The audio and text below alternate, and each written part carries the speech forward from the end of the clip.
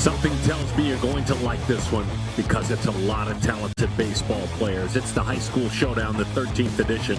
Here in Hoover, IMG out of Sarasota, First Academy out of Orlando. Here on Perfect Game TV, Steve Phillips, Darren Sutton, and you. Thanks for being with us. Our third broadcasted game of the day. It's a semifinal game of the Blue Division and a chance for one of these teams to move on to the championship, as it has always been. IMG is a gathering of athletes from all around the country, and it's a talented gathering of who's who players that are either going to college or making their way onto professional baseball. Here's what we've seen so far today. Look at the first two games. Crazy fun. Roberson victorious out of the Carolinas over Grissom. Let's focus on Sean Gamble. Steve Phillips, we shine the light on you as well. You enjoy this player. Oh, I really do. The athleticism and the speed, and he's a slasher at the plate, and then he puts the ball in play, he hits it in the gap, and then he just turns it on, motoring around the bases. He's got energy. He loves to play the game, and he's got the bat to ball skills to put it in play, and the athleticism to just leg it out on the bases, and just a guy that can impact the game offensively and defensively. A lot of fun to watch. And going to Vanderbilt, intelligent young man, athletic young man, and a guy who's got a bright future in front of him. He's in the heart of that lineup, understandably so, behind Perfect Game All-American Dean Moss and ahead of PG All-American Calvin Paulino. Eisfelder, Campbell, Barron, Carpenter, Max Hemingway, one of the best players in the class of 2027, and Dylan Moss, Dean Moss's younger brother. He is a catcher working behind home plate, top to bottom for IMG. Dave Turgeon, their head coach. And Alan Kunkel is the head coach of First Academy, a friend of Perfect Game, certainly. Alan Kunkel has been and worked at so many PG events. And a chance for, this young right-handed pitcher to take on a bigger than big challenge. His name is Josh Garcia. He's a junior, 6'2", 200 pounds. Makes his home right there in Orlando. At PG events, he's been up to 87, and away we go. First pitch fastball. Swung right through. 0-1 the count to PG All-American Dean Moss. LSU commit, two-time Select Festival athlete. As the breaking ball never got there. As far as rankings go, the number 8 overall player in the land and the number 2 outfielder in the nation.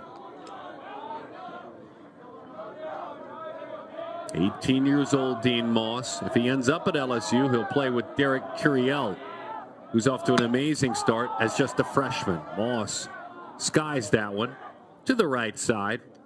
Lights have taken full effect by now. It doesn't mean it's an easy play. Remo Indomenico is there to make the play for the first out of the inning. When a young player's committed to LSU, he's a heck of a ball player, right?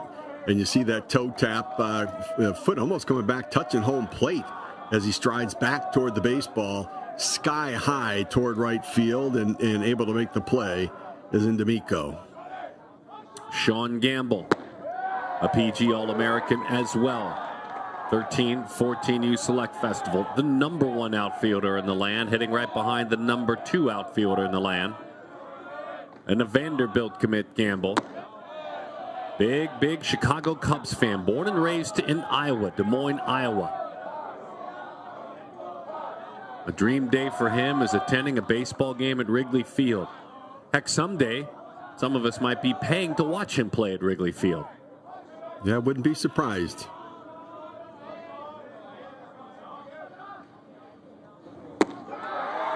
Sweeping breaking ball for a strike. I talked about it with some of the games. The way he takes pitches, so soft, and the head still, and just that front foot just touches the ground. Gamble not a guy that blows up all the metrics with the 100 arm from the outfield, 100 exit velo consistently. He really can run a 6'4", 60. There is plenty of exit velo right around triple digits. And I know this sounds lazy, folks. He's just a baseball player. It's like he was born to play the game. To me, that's my simple-minded perspective. No, I think you're right. I mean, having watched him a little bit both last summer and again, throughout the wintertime, I mean, he is just a baseball player, and he's a guy that the bat-to-ball skills, right, that ability to put the ball in play and then to fly around the bases. And a good eye as that one is outside.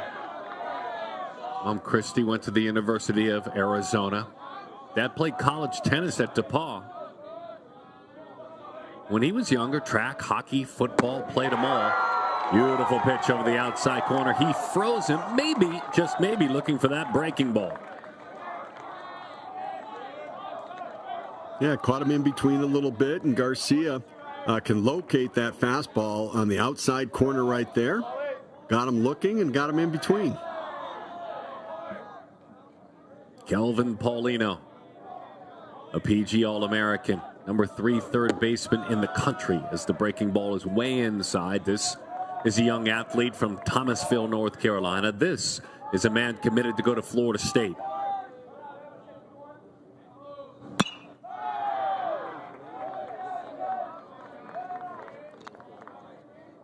Paulino starts with that open stance, but then as he comes back to stride, he closes it up at home plate. Watch how he starts that foot open, but then when he strides, he closes himself back up to uncoil. Nice little get-me-over breaking ball that has a lot of effect, especially if he's working both sides of the plate with the fastball. Plenty of velo there, too. Getting it up into the high 80s. As that one is low. What a year Kelvin had last year. Obviously a PG All-American, but the biggest year for all these players is the year heading into their senior year of high school. Well, he played in 26 PG games. And in those 26 perfect games, with all the scouts watching, had an on-base percentage of .557. As a matter of fact, had 27 hits, and of those 27 hits, half were extra base hits. Is that good? That's very good, Steve Phillips. Oh, okay, good. Just checking.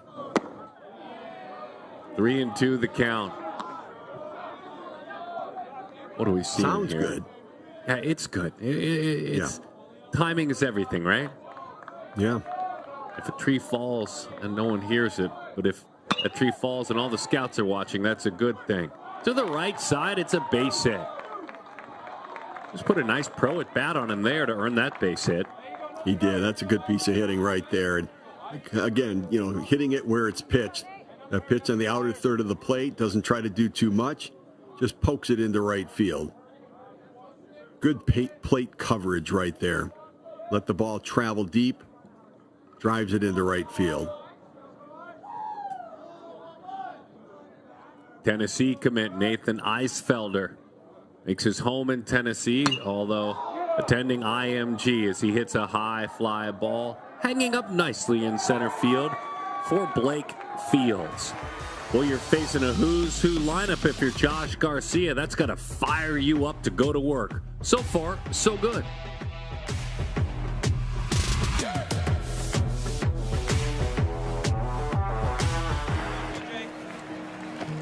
Stepping to the plate, PJ Morlando. I believe this is where it all began. And here comes the pitch.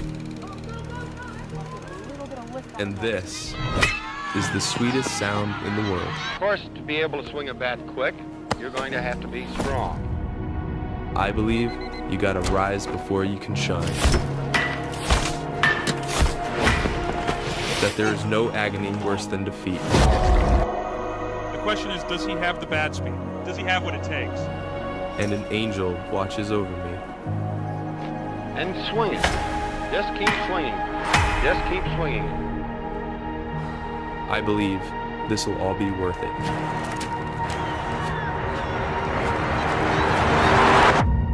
And the next pick in the 2024 draft is...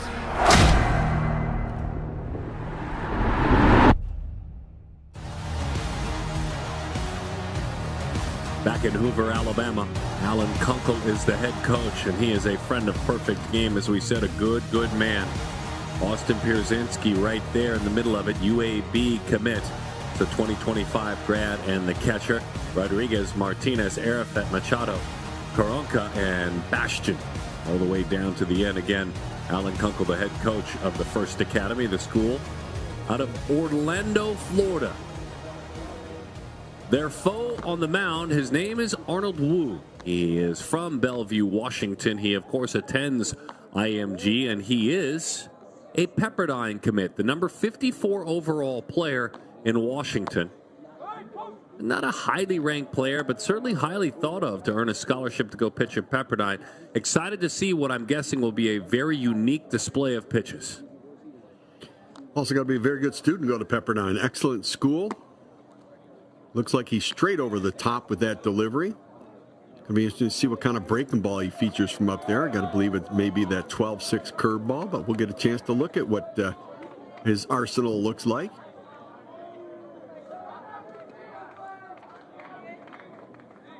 All right, let's do this thing on the other side. First Academy, Blake Fields. Remo Indomenico. Yeah, there are a handful of committed athletes and some talented ones on this team at the First Academy. Miami-Dade College, the commitment there. Stetson, Jacksonville, Oklahoma State. Remo on deck is an Oklahoma State commit, so away we go. Challenge him with the fastball right away. Easing over. One of the best defenders in all of high school baseball out there in center field, Dean Moss. He made an unforgettable play at Chase Field at the All-American Classic. He certainly did, and played a very shallow center field here as well. Think about how shallow he is out there, challenging them to try to hit it over his head, and obviously very confident in his ability to go back on the ball in center field. We certainly saw that at Chase Field. Remo takes a breaking ball. You were talking about that very pitch right there. That's strike one. Yeah, when you have that straight over the top delivery, that is the 12-6 curveball that delivery most likely features. There it is again. Remo Indomenico, an Oklahoma State Josh Holliday commit. Number 7 overall outfielder in the state of Florida.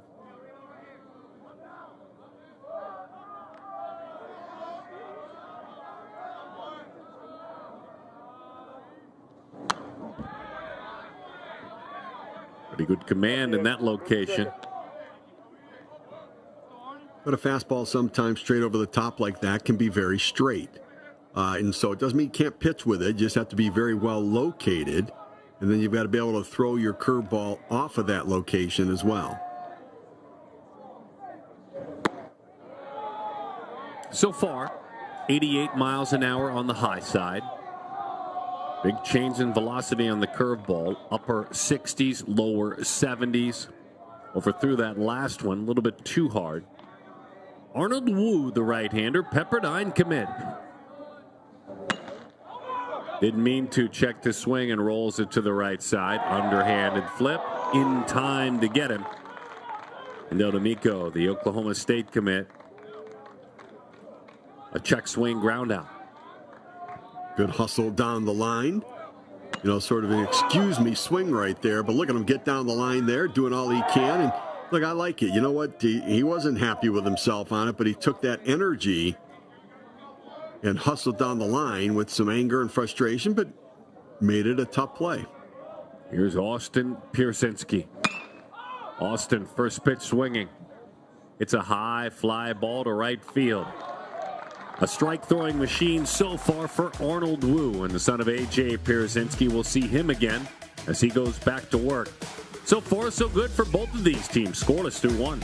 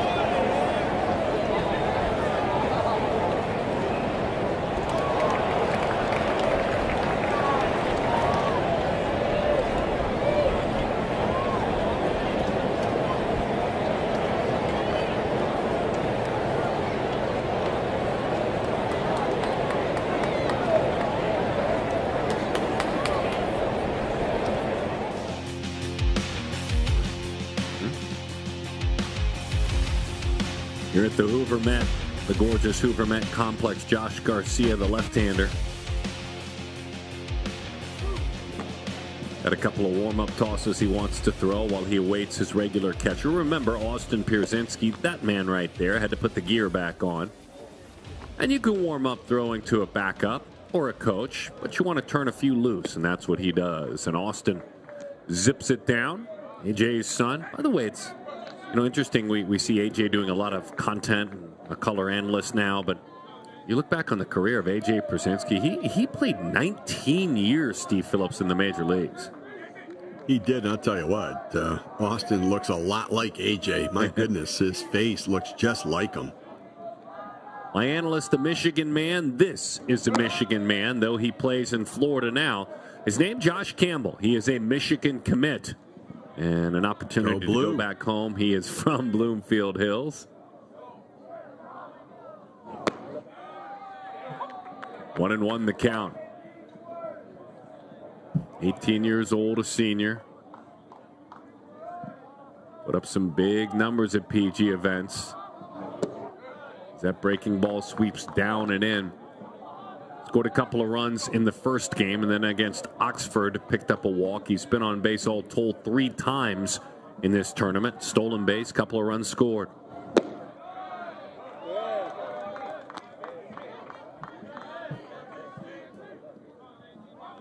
Tracy Smith, the head baseball coach at Michigan. What a likable guy he is. That's good at bat. All pitches right around the plate, but all outside the plate. My co-host on the leadoff spot on MLB Network Radio and SiriusXM put together a tournament in Puerto Rico for the first time, the Puerto Rican tournament, and Michigan won that tournament this year. And it's going to be an annual event that they're going to host down in Puerto Rico, some college teams to play, and so hope to see Josh Campbell there. Nice little move, hanging leg, and because of that, run down. And did they get him or did they miss him? I think they got him the first time. So Josh Garcia, one up for you, my friend. Good pickoff move. Let's see his move right there, and yeah, good move, and caught him leaning right there, and thinking about going on the move, and Josh Garcia caught him. He was going on the pitch. And caught him leaning right there. Well-executed rundown. Nice job. Nick Barron, the batter. Barron, 2025, a Massachusetts native, is a Northwestern commit.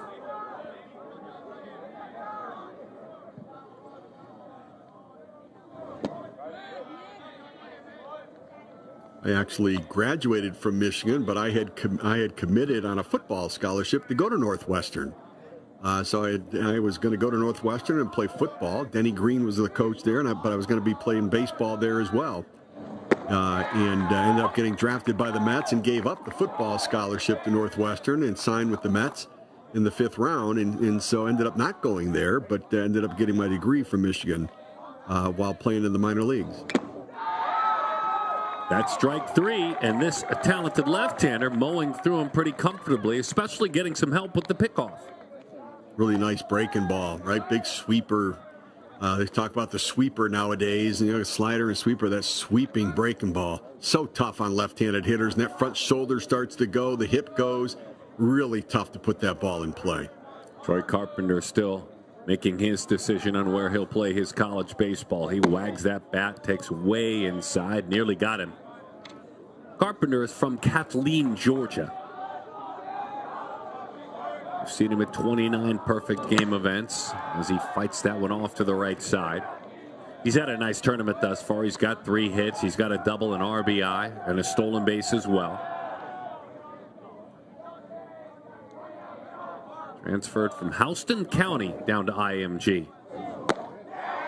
Houston County in Georgia.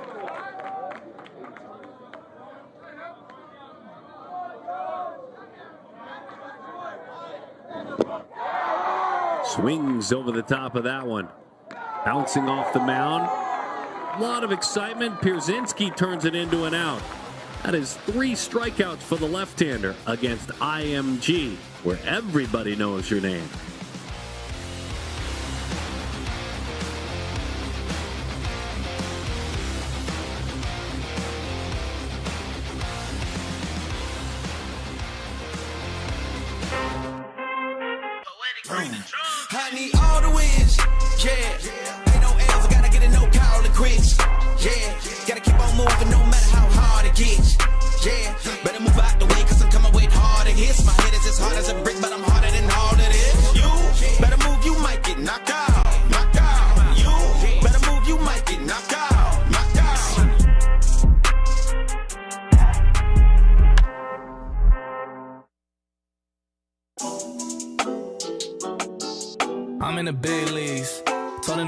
me.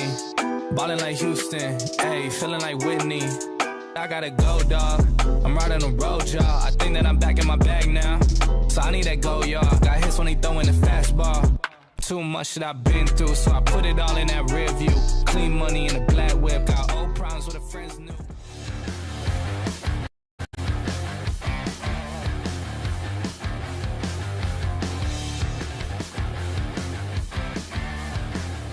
More high school coverage than you can imagine as tomorrow night Danny Wetzelman and Steve Phillips will take their show on the road out to Southern California for the semifinals of the SoCal Showdown.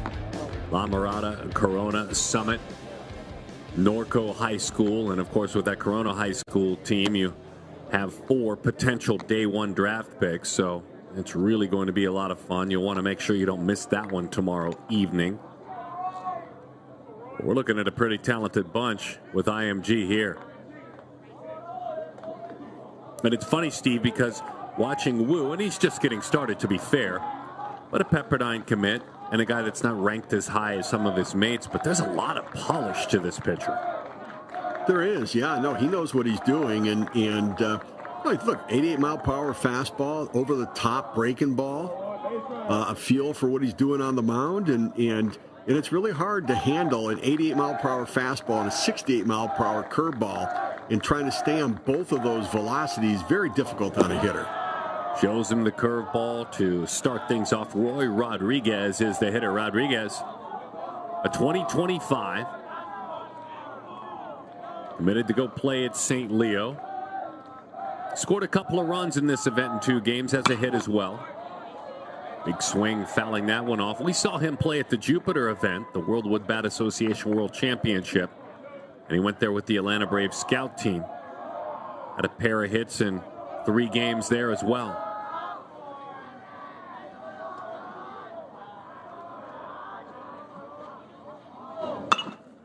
Breaking ball right in on the hands. Tied himself up that time. Underhanded flip for the out. You know, if I'm the First Academy lineup, I would take that curveball until I have 2 strikes. I don't think they're going to be able to do anything with it, really, because it's such a big breaking pitch, and the velocity change is so difficult. You're going to have a much better chance of doing something with that straight fastball, and I would be inclined to not swing at it, just take it. And if I'm Wu, I'm going to throw get-me-over curveballs for the first pitch to every hitter. Let me get a strike working ahead with that curveball. A little wrinkle in that one. It's almost as if that was a cutter or a slider. That's smaller than the curveball, right, Steve? Yes. Yeah, it was, right? That in-between pitch between the fastball and the curveball.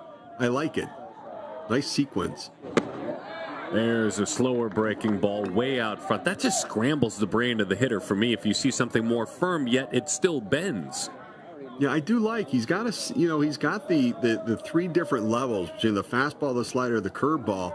3 different velocities, which is very difficult for the hitters to monitor.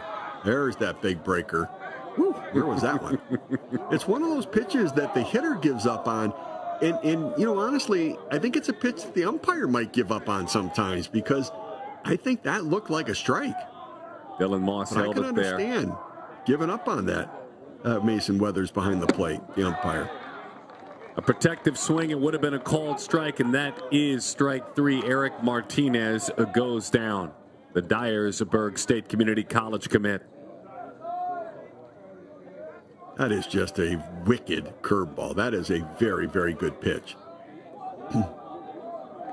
You see that he sees it, and he sort of double clutches at the velocity, and then he thinks, okay, wait, now swing. His next foe, Tyler Arafat. This is a 2026. It's a tall human being. First baseman, 6'6", still a junior in high school. As that one's outside to Tyler. Makes his home in Windermere, Florida. He's done good things for his height. He can run right around a 7 flat, 60. Goes 90 when he gets up on the mound. There's a bright future and still another year plus of high school baseball for Tyler. He's got a good coach in Alan Kunkel. Tied him up that time. That's what happens when you get caught looking for the breaking ball. Or the polish for Arnold Wu. Pepperdine, you're getting a really, really good one. Ready to go to work right away for the Waves on the banks of the Pacific.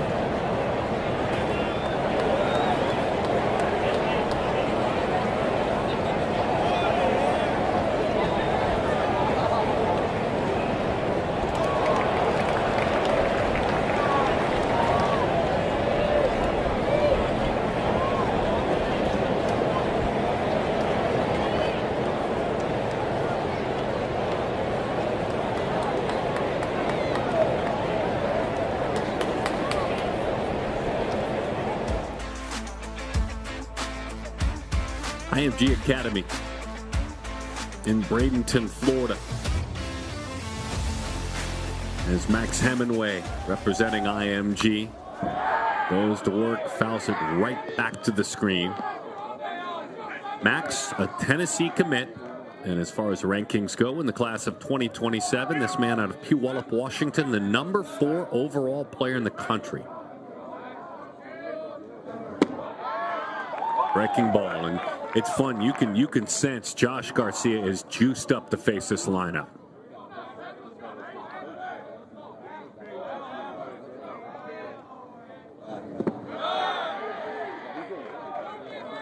He is, and you can understand, like IMG has a certain pedigree to it, right? That you think that the elite players in the country are going to go to the IMG program, and they've got this reputation, and so if you're facing them, you think you're facing some of the elite athletes of the country, and there's something about facing them. And there's something about that breaking ball. That's 3 consecutive strikeouts, Steve Phillips. Yeah, that is a big sweep and breaking ball, and for a left-handed hitter, especially if he's standing over on the first base side of the rubber, that pitch feels like it's coming from right field on you, and it feels like it's coming from behind you, and it just locks you up. You feel like it's coming at you, and you just have to freeze because you're afraid it's going to come at you and hit you. That pitch dives a little bit low. This is the part of the day where the Mosses get to hit together. The brothers, Dylan the catcher, Dean the center fielder, waits in the on-deck circle. Dylan, a Stanford commit to play for Coach Dave Esker. Both of the young men grew up in the Bay Area in Atherton, California. Kane and Maha, their parents. Really great family. They're bi-coastal. If you ask them, they'll tell you they travel a lot to be close to their kids. They've, been able to make those choices as parents. That's a fun thing because they're around a lot of these games.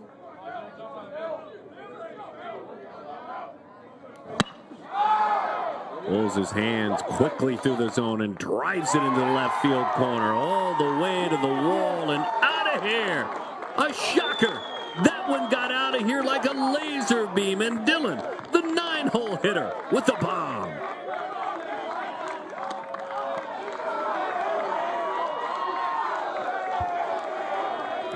He cheated on one right here and thought it was coming, and he got it to bat head out in front of the plate, hit it out in front of him, and got one up in the zone and drove it. Got a pitch up that he liked, and he got that bat head out. And it was like he thought, I'm going to try to find one and just ambush it and drive it out of the park. That had an entire second gear as it sailed out of here. I knew he hit it well. I didn't know if I knew it would be 15 feet over the wall out there. That was impressive for really young was. Dylan Moss, number 3 catcher in the nation in his class.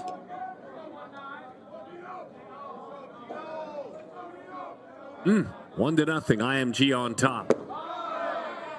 Big Bros hitting now. And Dean fly to right field. First time up.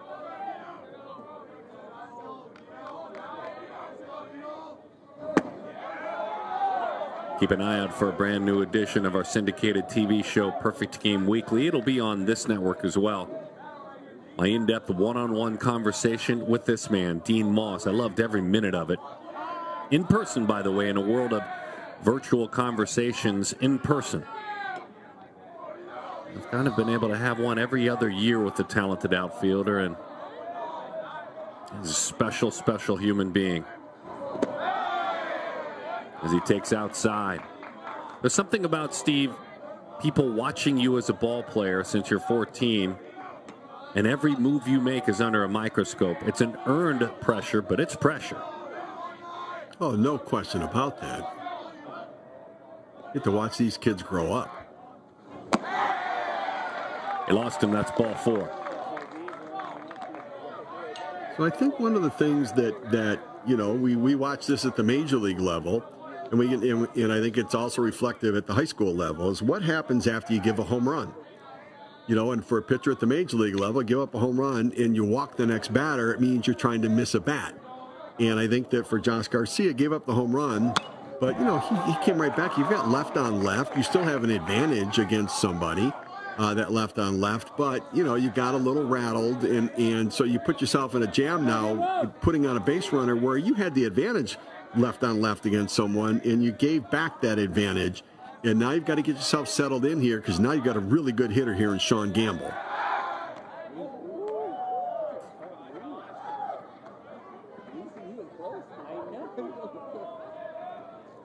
It's hard to come up for errors, certainly.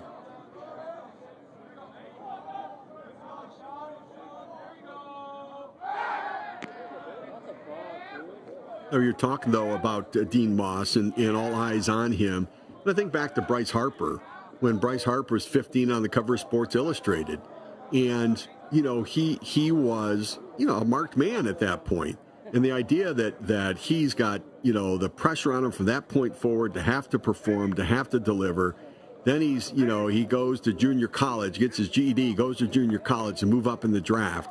And then he's 1-1. And then he's got the pressure on him to you know, try to check to see if that's a balk move at all. And I think he was okay with it. But the idea that, you know, he's 1-1, then he's going to live up to being 1-1. Then he comes up to the major leagues, and the pressure of, you know, all of the guys sort of challenging him as to what he's going to be as a major league player, then living up to all those expectations, and then the big contract. And he's lived up to everything. At every turn, he's lived up to everything and been a great citizen while doing it and representing his team and his teammates well and his parents well. It's a lot. And, you know, always making good decisions. It's a lot. And the same thing for these kids. I mean, there's a lot of pressure on them. Well, snap throw, not sure where that's going. I know it's going into center field. Look at Dean right away. You know, if you don't have the instincts, you're not thinking it. But as soon as he saw it bounce by him, he didn't even pause. He was gone. An errant pickoff attempt by Austin Pierzynski that time. But that's what speed can do for you, right? That's what speed can do. Put pressure on the defense, and then you force them into making mistakes. And you get extra bases. And in, you know, in this game, when you get extra base runners and extra bases, you can end up beating the opponent. With the outside corner for a strike, if you take a look at PG's draft board from December, and you look at that number 27 spot, you see this man, Sean Gamble, predicted to be 27 overall. And it's fun conversation. But the scouts at Perfect Game do a wonderful job and put in a lot of work to put together. And they'll update that list, but the most recent one has Sean Gamble at number 27. And that includes college players. As Gamble rockets that one into right field. It's a base hit and an RBI. You talked about the walk, you talked about the speed, the pressure it puts on, and then Gamble cashes in. And then you talk about number 27, the adjustment from the first at bat for Gamble. Right, he struck out in that first at bat. He got himself in a position where he was vulnerable with 2 strikes with that breaking ball, and he works the count to get ahead in the count, and then he sits on a fastball and able to take advantage of that. And so, you know, the sort of the energy turn from the first at bat to the second at bat, and he takes advantage of it and gets an RBI. Alan Kunkel. Don't know if he's taking the baseball. I think he's just trying to take his very talented pitcher. Make sure the emotions stay in check. Again, a very successful career as a coach. So many stops at the college level, certainly here in the high school level. But let me say it clearly, as the head coach of this program walks off, there is no one more joyful to be around at a perfect game event than Alan Kunkel. And even if he's just volunteering to help out at a national showcase, he's always giving, teaching. And so excited to see what he's able to do as he builds this first academy program. Take on all comers. You take on this event, you're playing one of the top teams in the country. Good pitch over the outside corner, right back at it, Kelvin Paulino. Paulino's on that list, that draft list at 258. So that puts him in about the 8th round if it were going to happen. Again, if you're on the list, you're somebody. Even if it's 300 deep, you are a heck of a baseball player if you're on that list. That's amongst all draftable players. Paulino takes right below the knees, but a called strike, 1-2. You know, this inning got a little bit away from Josh Garcia when he gave up the solo home run to Dylan Moss. But, you know, there are major league pitchers that give up 30 home runs in a season. And a lot of them are solo home runs. Like Justin Verlander will give up a lot of solo home runs. Garrett Cole will give up a lot of solo home runs because they don't walk guys. They don't give up a lot of hits. And so they'll give up some solo home runs, and they don't care about it at all because one solo home run in a game rarely will beat you. But Josh Garcia got a little worked up about it, and it bothered him because, you know, at this stage, he doesn't quite understand that a solo home run in a game really is not that big a deal. But, you know, the pride of a high school kid is, oh, man, somebody beat me and gave up a home run. He'll understand later there's nothing to get flustered about. High fly ball. Paulino drives it off the base of the wall. He hustles around into second base. All the way around comes Gamble standing up to score.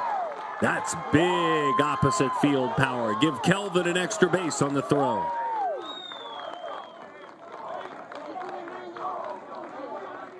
And so he's gotten out of his game a little bit, but this is some nice opposite field power right here. And so, you know, they threw over to try to keep Gamble close, but look at Gamble flying around the bases right there. And that's a big part of his game is his speed running around the bases. But Paulino, that opposite field power, driving it to the right field wall. And it's all gotten, you know, I mean, Garcia was in such control and rhythm. That home run got him out of his rhythm, and he lost his confidence a little bit in his command and his control. Breaking ball, 1-1 the count. I don't want to lose our younger viewers when I speak of my father, but my dad, Don Sutton, is in the Hall of Fame. Made 700 starts, and oh boy, Steve, did he give up homers. And it was kind of what you talked about, as that one bounces in there and Eisenfelder reaches. He gave up almost 500 in his career. But the guys ahead of him, Robin Roberts, Fergie Jenkins, Phil Niekro on that list, and it's a short list. No one has given up more home runs than my pops. But all those guys are in the Hall of Fame, too. Right. I mean, you pitch a lot of innings, you give up home runs, and there's no shame in it. It's a part of the game, and you know you tip your cap. And the idea is to go out there and pitch and win a ball game.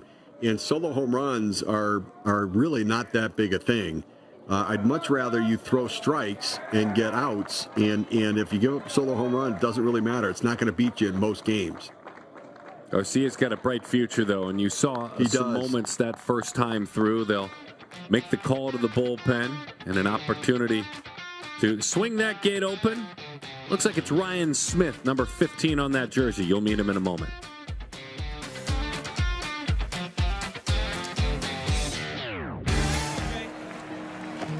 Stepping to the plate, PJ Morlando. I believe this is where it all began. And here comes the pitch. And this is the sweetest sound in the world. Of course, to be able to swing a bat quick, you're going to have to be strong. I believe you gotta rise before you can shine. That there is no agony worse than defeat. The question is, does he have the bat speed? Does he have what it takes? And an angel watches over me. And swing it. Just keep swinging. Just keep swinging. I believe this will all be worth it.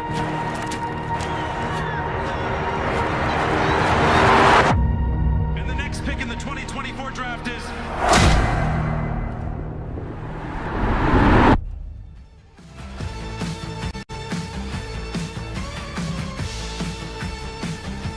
We've seen Ryan Smith a bit. We're excited to see him again. I can recall it was early October pitching for Florida Slugger. He's a 2026, by the way, a couple of more years of high school baseball. And it was a couple of really sparkling innings at the ball yard in Fort Myers. And it was 3 strikeouts up to 91 miles an hour. The presence certainly is there. So this is another one. Just like for Josh Garcia, this is a big chance in front of a lot of people watching. And we'll get to know Ryan Smith even more. Big, strong guy with a quick arm. Doesn't use a lot of his lower half in his delivery, but some whip to that arm as well.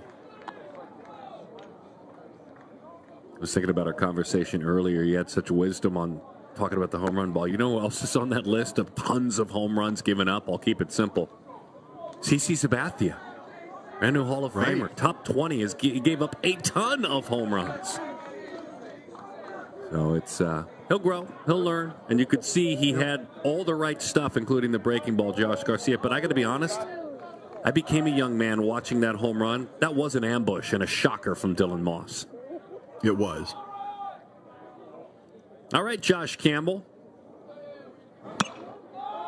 Good fastball popped up, fires the mask away. Austin Pierzynski can't hang on to it as he trickled back. Maybe got up above the lights there, unable to make the play.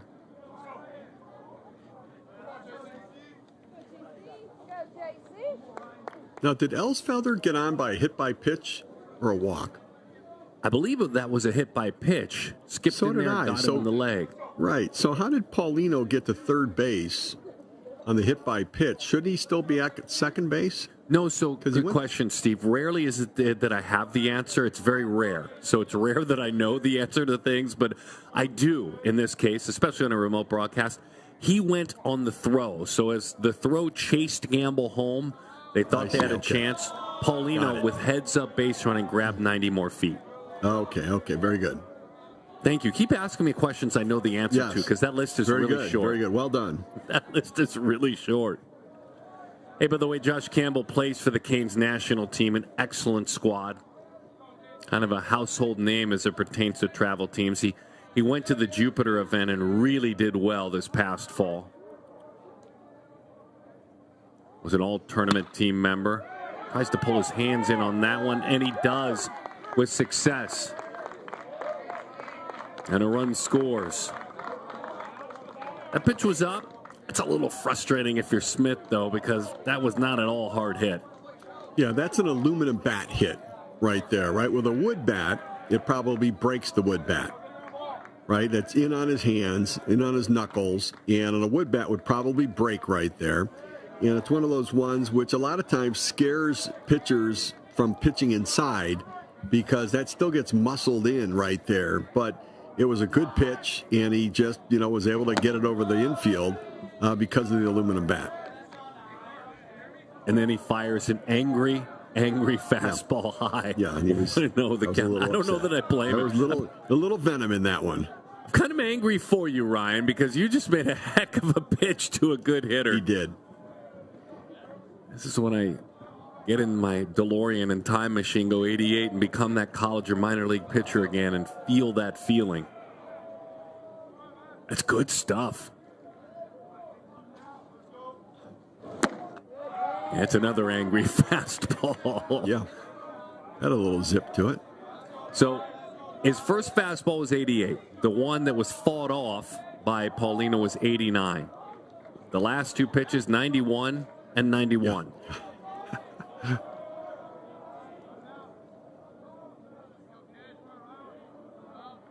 The 1-1. Hops in and out of the catcher's mitt over there. Nick Barron struck out swinging back in the second inning.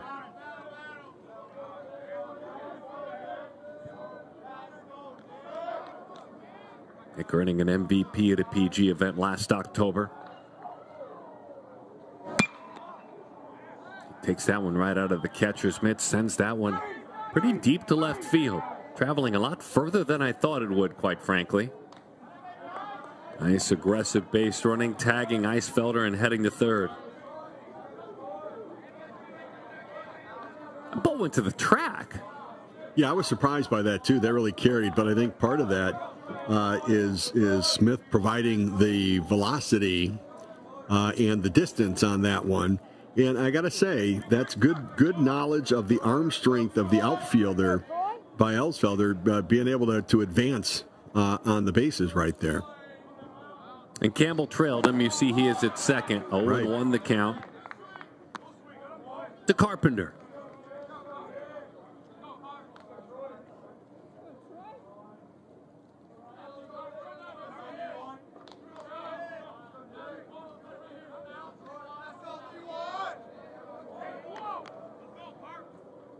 Transferred from Georgia-based Houston County High School to IMG. 0-2 the count.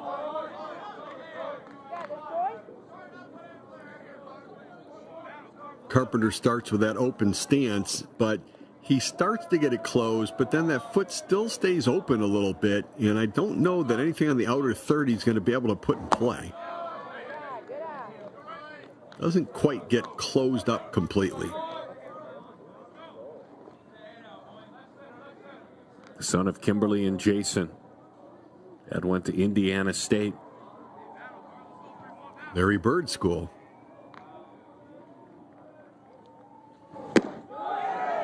That's what you're talking about. Tough pitch to handle on the outer half, especially when it's ticking up into 91, 92 miles an hour.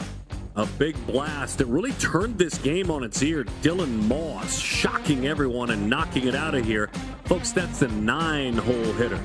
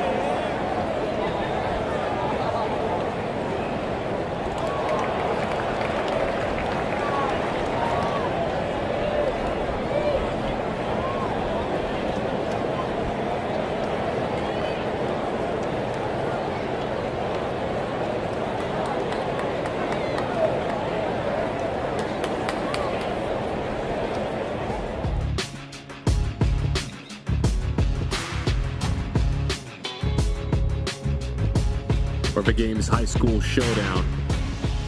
And when you look at those that have made it to the major leagues coming out of IMG, there are some familiar names. Blaze Alexander with the Diamondbacks last year at shortstop. Logan Allen, that big arm to the big leagues. Reese Hines, who exploded onto the scene last year with the Reds. Curious where he fits in going forward. James Wood, you and I were talking about him. You know, built like a tight end in the NFL, but plays outfield like a center fielder for Washington. He went just 1 year to IMG after being a basketball star in Maryland. Right. He had a chance to go D1 basketball in a number of places. And, you know, quite athletic. And Reese Hines, I think there's a spot for him. He can really swing the bat in Cincinnati. So there's some real opportunities there. And so, yeah, IMG's got some really outstanding baseball prospects and impact players in Major League Baseball right now. And some along the way in the minor leagues as well. This is Luis Machado. He's a Bethune-Cookman commit. 2025, 18 years old. Switch hitter by trade. Seen him at more than 40 perfect game events.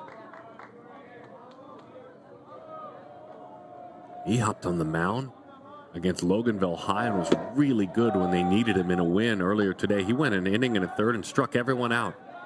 Coming out of the pen, 4 strikeouts, no hits, nothing. Struck everyone out. Also 1 for 5 as a hitter with a walk.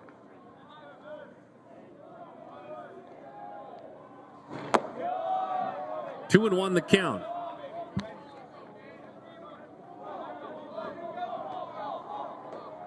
Young Arnold Wu has faced the minimum. The Pepperdine commit sat for a while this time. Longer inning on the bench. 2 and 2.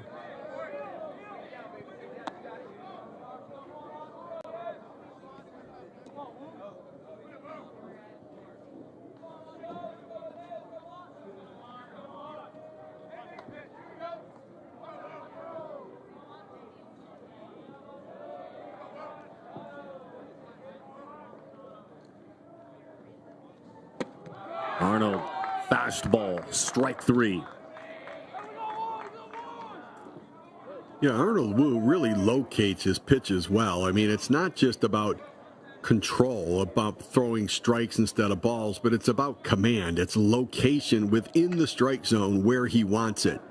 And you see him where the glove is being set up at the plate and where Dylan Moss is lining it up. He is throwing it to the glove, which is the outstanding command within the zone.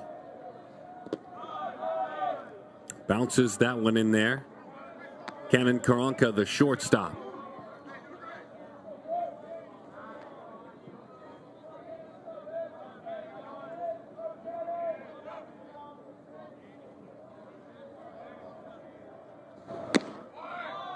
Good looking fastball. The story of Wu is an interesting one because the first time he was ever seen by anyone with perfect game was June of 2024, just last year, at an event in Washington, a small event, a 16U event.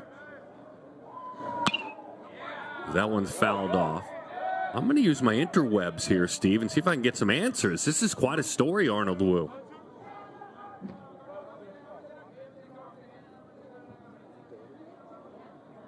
It's the best kept secret. He is really, I mean, the fastball velocity at 88, and that's going to grow as he gets a little more mature and fills out a bit. But he can really command the ball well, and his breaking stuff is very good. Yeah, you were saying that's outside on the corner, though. That's strike 3.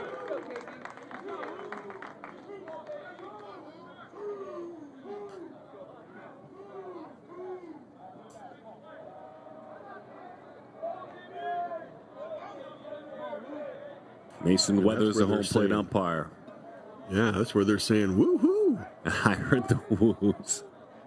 So at his first ever PG event, it was the 16U Washington State Open Tournament. As Keenan Bastion hits and takes strike 1. He pitched for a team called the Redmond Dudes. He was the MVP. He threw just 5 innings and struck out 7, giving up 1 run or 1 hit, no runs. 0-2 the count, and he threw 82 miles an hour last June of 2024. He's a dude. He is a dude.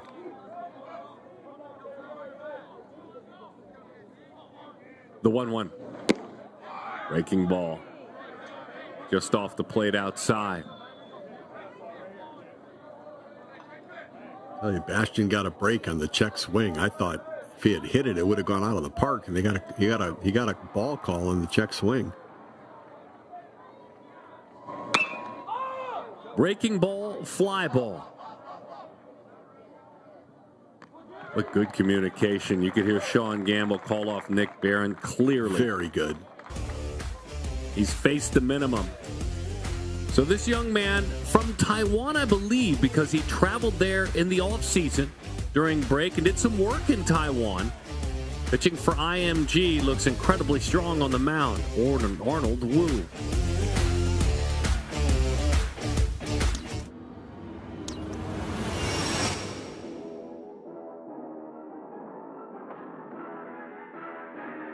Three, two, one. 1, 2, 3, work!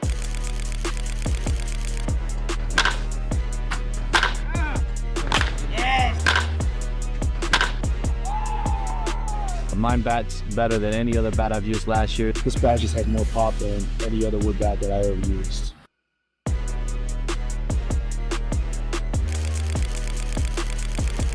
Wood bat league gonna go crazy this summer. And these bats are absolutely juiced.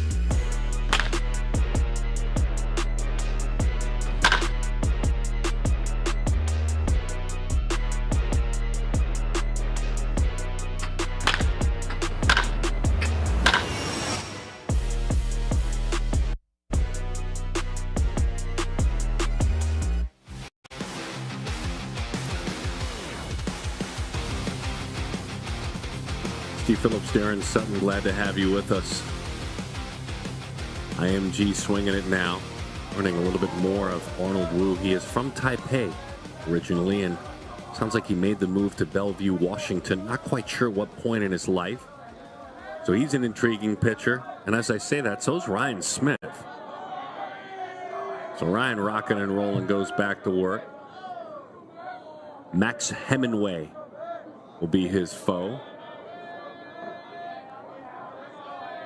2023, a 14U Select Festival player. Pitcher catcher. Want to make sure they get on the same page.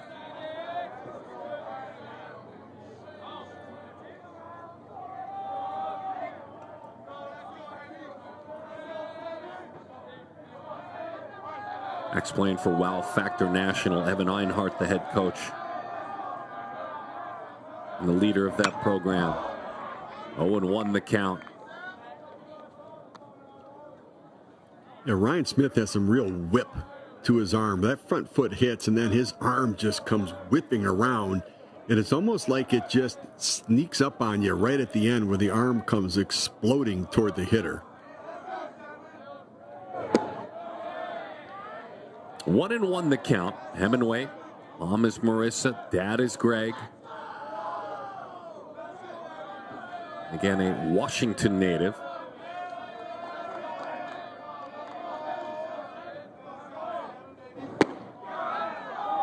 One and two. Hemingway looks so comfortable in the batter's box. You know, he's young, and he hasn't filled out much yet. Like, he's got a lot of projections to the body, but he just looks like a young baseball player that feels so comfortable in that batter's box, like he belongs. Foul ball, got a piece of Pierzynski. Will shake him up for just a little bit. Take that deeper. What are some of the characteristics when you look at him? Is it just is it posture? Actions, you know? Is it approach? Yeah, it's the practice swings, and you know, he gets in there with his stance, and he cleans off his cleats, and he pulls up his sleeves, but he's just got the actions of, like, it's just he knows what he's doing. He's got his own sort of routine when he gets in there, like he's done it 1,000 times. Like he knows what he's doing, and he's comfortable doing it. You know, where he's not uncomfortable getting in, where his feet don't feel comfortable in the batter's box. He doesn't, his stance doesn't feel comfortable. There were times as a young player in high school where we didn't play much in Michigan, so I didn't have as many at-bats as maybe some of these young guys do, that I didn't feel always comfortable. He just feels like he's been there 1,000,000 times.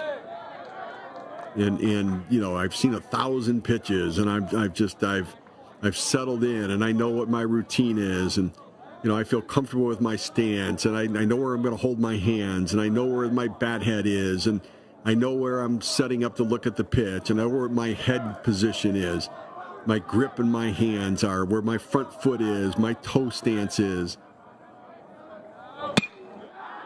Goes down and gets that one. To your point, to the comfort goes the spoils. Yeah, he's got to be a player. You can just tell he's got just such a comfort level about who he is as a player. And, he's just going to get his base hit, gets out of the batter's box, carries the bat with him for a few steps, sets it down, unravels his gloves, puts them in his back pocket. He puts his sliding mitt on, the oven mitt. He's got his own stance leading off first, how he holds himself, like he's done it over and over again. Dylan Moss changed this game with one swing of the bat last inning. With one out, he homered deep into the ninth. It's a stolen base attempt, and he is in there. And the ball field is his playground, it looks like right now, Hemingway. It does.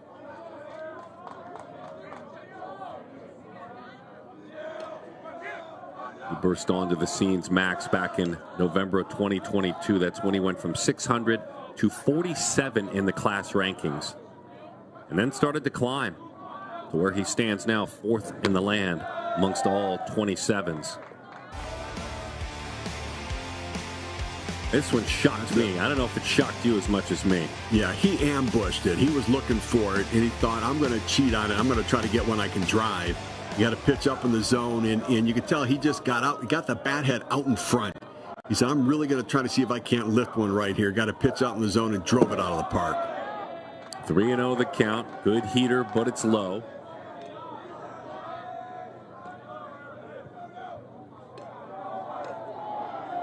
Stanford commit Dylan Moss, #1 catcher in California, #3 catcher in the land in the class of 2026.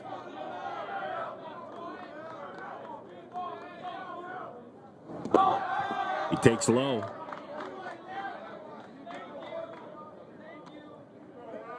And he fights his way on.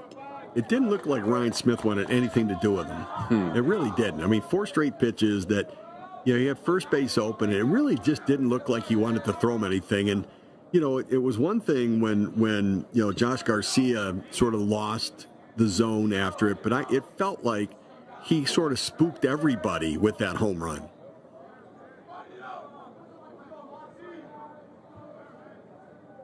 Big brother Dean Moss holds the bat high and takes low. Far enough away from Pierzynski for both runners to advance. Hemingway and Moss.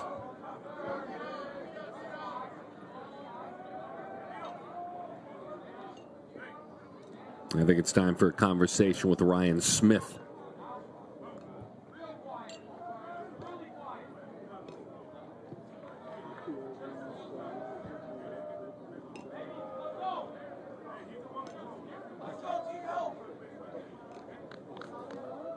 Really good stuff. Really bright future. 2 years, including this year, of high school baseball. Alan Kunkel. Anytime there's a good teachable moment, he'll seize the opportunity. But we're looking at a fastball that climbed up above 90, and it stayed there.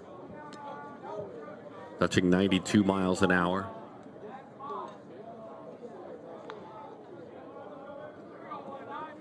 One and 0 the count. Careful here. This is another hitter on the other side of the plate that can ambush a fastball as well.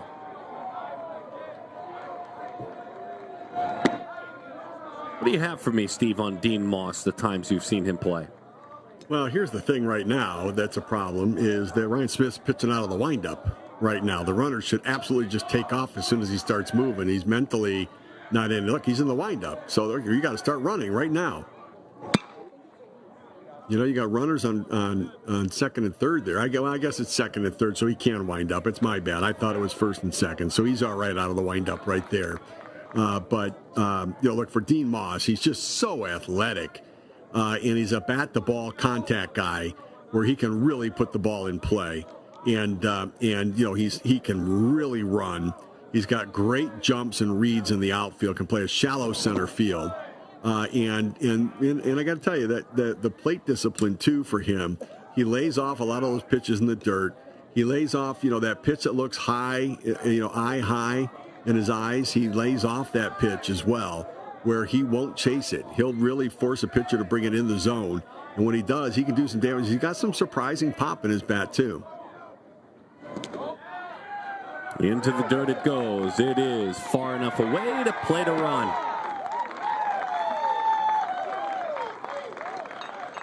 So a wild pitch. Hemingway, he's got the street smarts to get going right away, and he did. Runner moves to third, and Dylan Moss. Tell you what, though, I did, again, it means a run scored there, but Ryan Smith showed me some athleticism getting to the plate and being in a position to try to apply a tag right there. Yeah, he's a big guy, but I saw something that I didn't really know, right? He's got some athleticism there for a big guy to try to get in to apply a tag. Now, the ball got away, but he moved pretty well for me for a big guy. Dean spoils that fastball at the shoot tops. Yeah, that was again, that's a spoiled, tough pitch, right? Wicked tough pitch to foul off right there. I like the blue boots that he and brother are wearing. Just no logo, no nothing, just plain blue boots. He's a pesky hitter for sure. Oh, yeah. He's had 1,000 at-bats like these, and he's still in high school. Breaking ball, got him out front. Made a pitch on him that time. Good job. Thrown so many fastballs and snapped off the best curveball he's thrown to Dean Moss.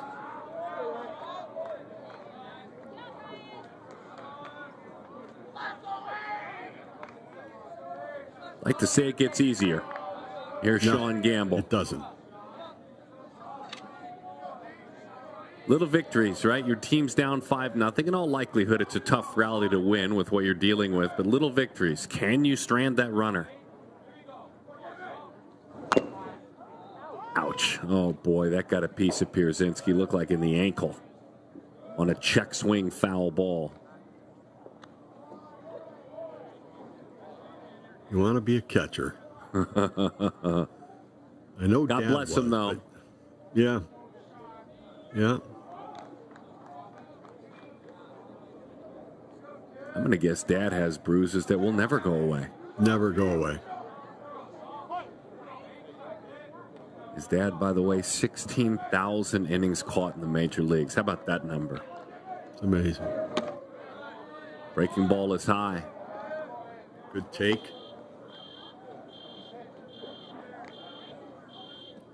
Man on third, less than 2 outs, right? You think Vanderbilt's not watching this at bat, thinking, okay, let's see what he's going to do right here, right? Productive at bat. High fly ball. I don't know. It's going to be close. Fields comes up. He fires to the plate. And that is an RBI. Claps his hands. Team baseball. Dylan can run pretty well, so he scores easily. You take it, right? Productive out. Man on third, less than 2 outs. Get that run in. Look for something you can lift, get in the air, and got enough of it. And, enough that Blake Fields, he didn't quite get behind the ball enough to be able to get the throw. He got underneath it, then had to generate his own momentum as he was trying to throw it. They couldn't get enough on the throw. 0-1 the count to Kelvin Paulino.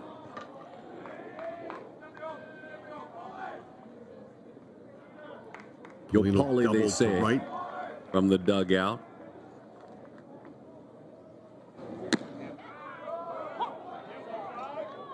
Here you go, Steve. That double his last time up. Hitting it where his pitch, that opposite field power, man. You love that in players. He'll learn how to pull the ball as he gets a little bit older. But that ability to take that pitch away and hit it to right center field, that is all the great hitters. That's how they learn to hit. Then they learn how to pull the baseball as they get older. They look for that one pitch during the course of an at-bat where they jump out of their shoes and pull it.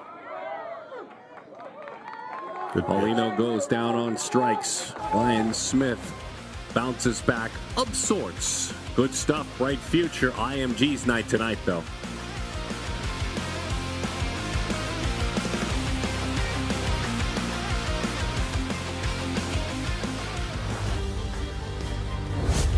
Seth Hernandez is the #1 right-handed pitcher in the country. It's a fastball that can climb up into the high 90s when he's right. This is his debut as Hernandez rocks and fires right over the top of that one. Nasty pitch. Slider, strike 3. Really putting on a show, let's be honest. Seth Hernandez has settled in. He has struck out 7. Velocity up to 98 miles an hour here in Southern California. Aiden Aguayo, the shortstop. Couple of runners on. Breaking ball crushed towards center field to the wall. Gone!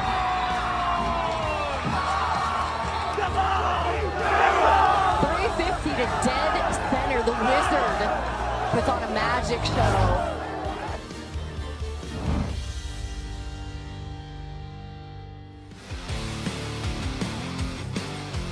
And I got paid to call those games. Imagine that. It's my job. What an honor.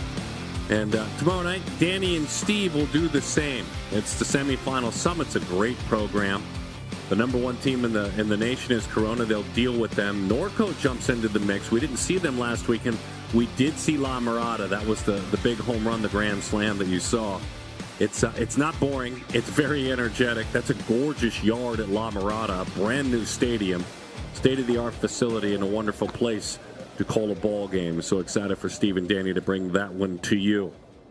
So it's been the minimum for Arnold Wu, the right-hander from Taipei in Taiwan, who, as we talked about his rise, look, he's probably been playing baseball for a long, long time, but his rise here in the States, if you will, or at least onto notoriety and earning a scholarship, it's been pretty swift. It's been like a year and a half, and here he is. And the minimum here, what are we looking at? 3 strikeouts, good command of everything. And so the second time through could be a fun test for him. Absolutely. So now they've gotten a look at it, but I tell you, his sequencing of pitches has been very good. We've seen an 88-mile-per-hour fastball that he can locate. We've seen a 68-mile-per-hour over-the-top 12-6 curveball. And then he's worked in a little cutter that's probably around 80 miles per hour that keeps hitters off balance and that has that late little movement that has locked guys up or moves the ball just off the sweet spot of the bat that gets weak contact where they popped it up a bit.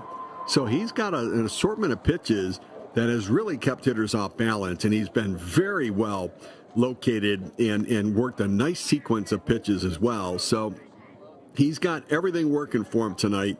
And even when he's had long times on the bench because the offense has been so good, he has not missed a beat at all with any of his locations. So it's been a well-executed first time through the lineup. So Arnold Wu, here comes a second time through with Steve's insights. And he deals with Blake Fields, and don't waste anything. Just pour it right down the middle. When you're up 6-0, that's not a bad game plan, 0-1.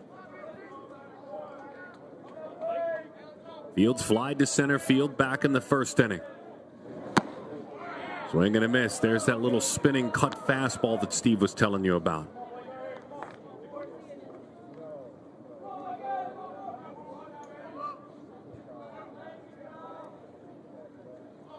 Fields attended Perfect Games National Showcase. Fun to see that athlete work last year. 293 from the outfield. He's a commit to go to Miami-Dade College, a really historic junior college program.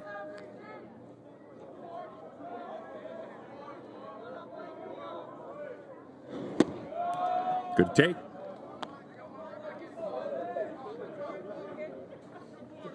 But now he can throw that high fastball right in the same place. When he throws that curveball, it's almost like the ball's going up out of his hand.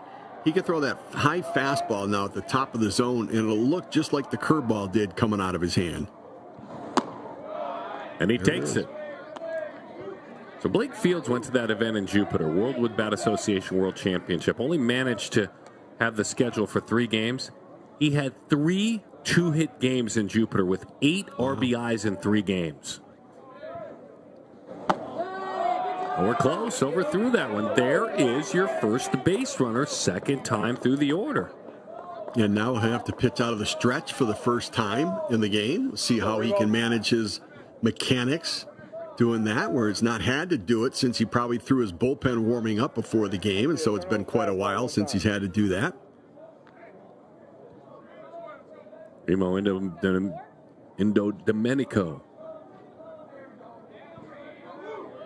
Primo Indo-Domenico. Say that 5 times fast. Goes down, drops the bat head on that one. It's a high fly ball hugging the line. That's in there for a base hit. Primo will shuffle step, think about going to second. Then he does with the tag. They got him there. And they'll make sure the runner stops. That's a break there. That's the first base runner followed by the first hit, albeit a bloop hit to right.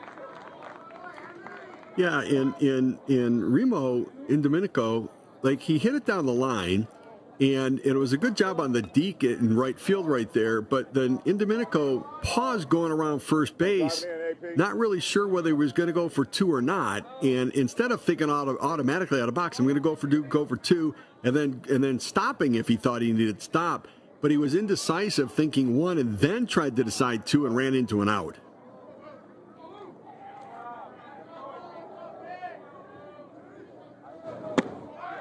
Wrecking ball, strike one to Austin. Pierzynski flied to right field back in the first inning.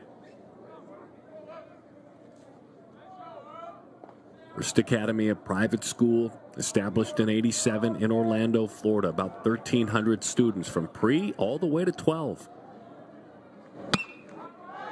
High pop-up. Should be deep enough to plate the run. He'll come on around it, though, just in case. Eats that baseball home. That's an RBI for Austin. And the first run on the board.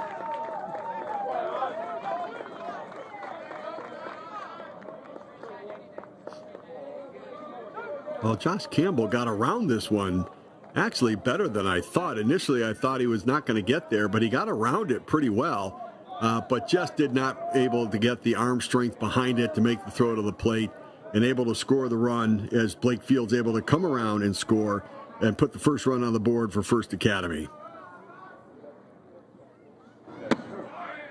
Curveball, strike one to Roy Rodriguez.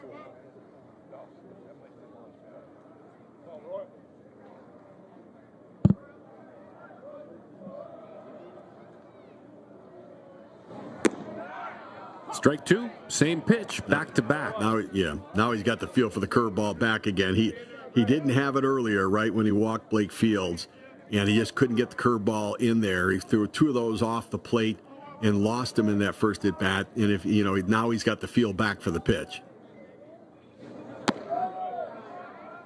Tried to throw even a better one, and that's what happens when that occurs. Kind of. IMG Academy, such a unique history for this school. Initially opened as the Nick Bollettieri Tennis Academy in the 70s. I remember that. Jennifer Capriati. Pokes the breaking ball to right, up and over the head of the second baseman Gamble. Nice little spoiler base hit on a check swing for Roy Rodriguez, his first hit. Sort of a tennis theme, a little Chris Evert two-handed backhand into right field. Yeah, tennis. It was purchased by IMG Tennis, then golf was added, then soccer, then baseball in 1994, and that's when baseball became part of the story. And it really grew. Football's been added, lacrosse, track and field, and hey, tip of the cap, they're doing an amazing job in softball. They have added softball, and it's getting ready to roll out for its first full season. They have camps going now. Hammer breaking ball 0-2. Well, one of my former players, Roger Cedeno, on the coaching staff for the IMG baseball team here. Dave Turgeon, the head coach. Steve Fry and Roger Cedeno are the assistant coaches on the team.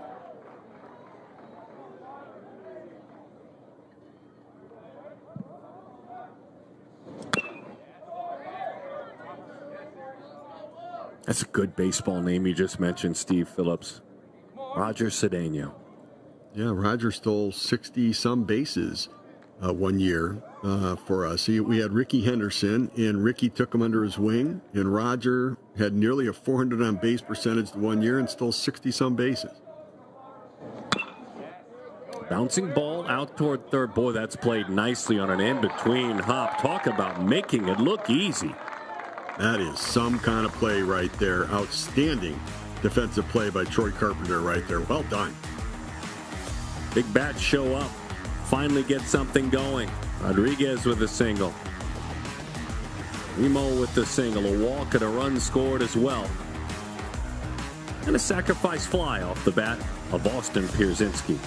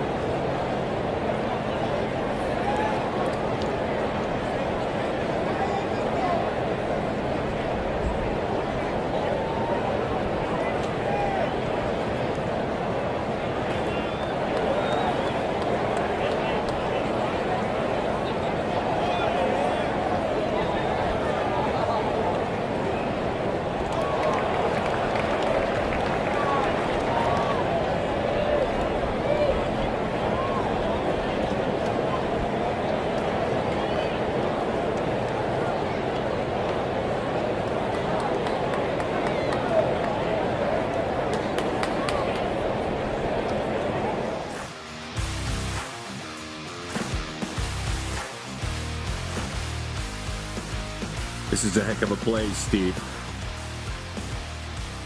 Oh, it sure is. Picking it up on the short hop and then making the accurate throw with a quick release over to first base. Outstanding defensive play. Carpenter's still looking for a place to play, and again, I know they want the bat to play and they want to keep an eye on that, but a moment like that tells you there's some place on a college campus for a defender like that. Absolutely. You've got yourself a 34-man roster. I think he fits just fine if he can do that. 2-0 the count. Good firm fastball, but it's high.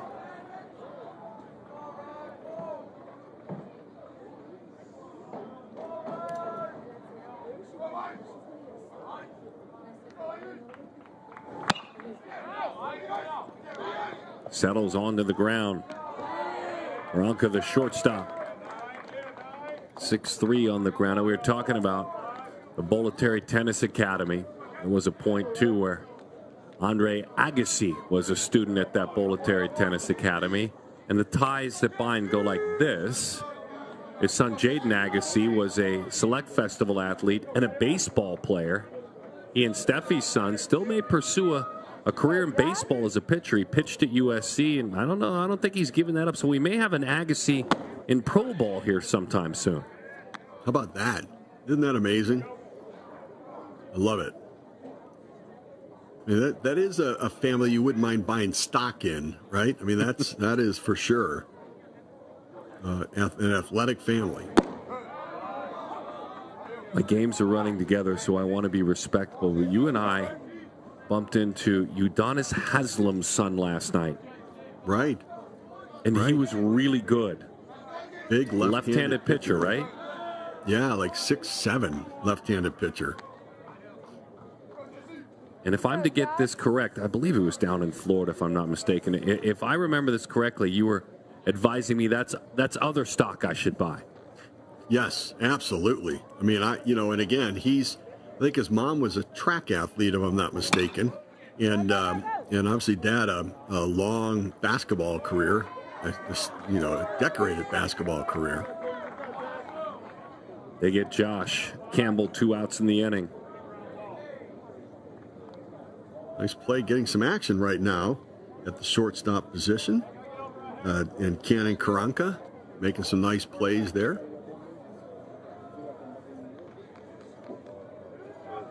It was Josiah Haslam, North Broward Prep was the school.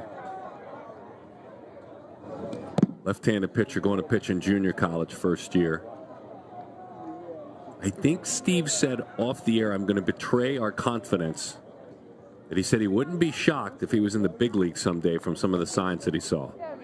Yeah, and I think he's going to throw 95, 96 at some point, too. I mean, he's just going to fill out, and he's going to figure out how to use that big body, but he's got a big, strong bottom half, and mechanics that I think are going to work. Well, what a great approach. Look at Slick Nick Barron taking it the other way. He gets to run for a bit. He'll pick up his coach. That's a double. That's an earned base hit. That is a beautiful approach. Yeah, really good approach at the plate right there. The ball in the outer third of the plate, and he just went right with it. Right, not trying to pull it, pitch away, let it travel, drive it away. Excellent swing on that pitch.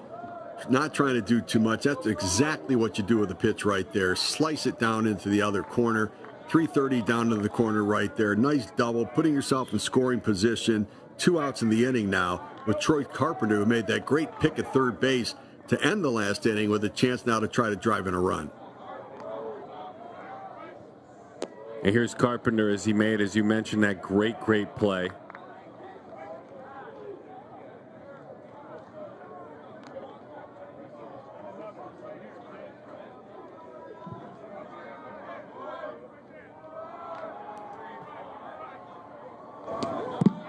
To the backstop it goes. Wave the runner on over. 2 outs in the inning, 6-1 the score. And we did talk about here for Troy Carpenter, he has that open stance because he doesn't get all the way closed. The only pitch he can really hit right now is from the middle of the plate in. So when you think about this for Ryan Smith, he should throw everything from the middle of the plate out, because Carpenter will swing and miss off the end of his bat on anything from the middle of the plate out, because he can't cover His plate coverage is only from the middle of the plate in because the bat path comes across the plate and cuts across from the middle of the plate in. He does not cover the middle of the plate out. So Smith has to avoid anything on the inside part of the plate. Good take there. That's in that danger zone for him that you're talking about. For the hitter, that is. Yeah. Trying to add on. The lead is 5.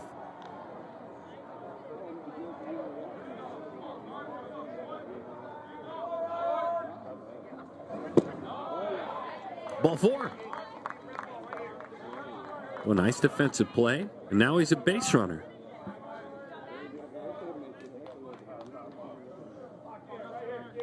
And now Max Hemingway, the Tennessee commit and the talented 2027. If you were listening earlier, to simplify it, Steve said looks like he's in his easy chair playing baseball. Just a natural.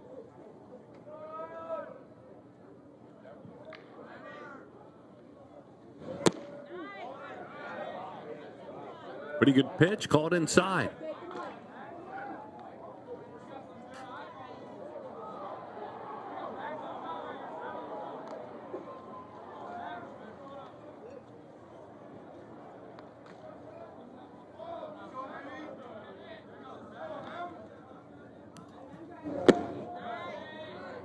A little bit low. Max takes.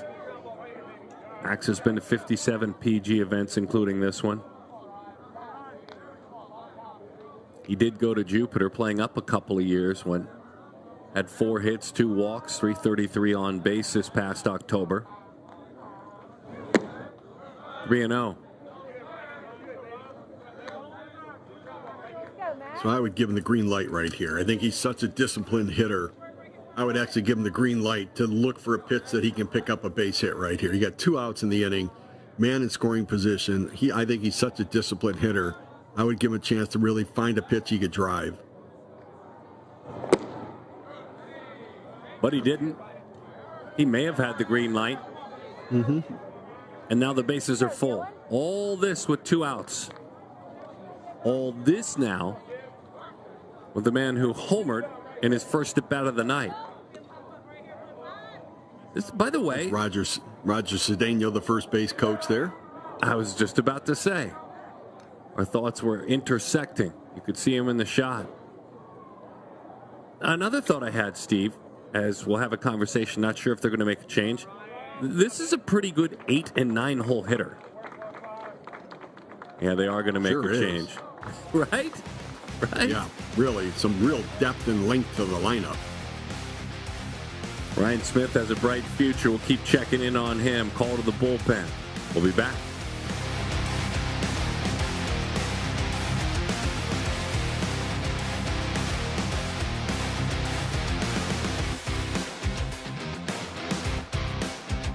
Players want to maximize their potential. They are chasing the wrong thing. Being better is personal. What works for one player doesn't work for all players. Players need to be told what they're good at, what they're not good at, and what they need to work on.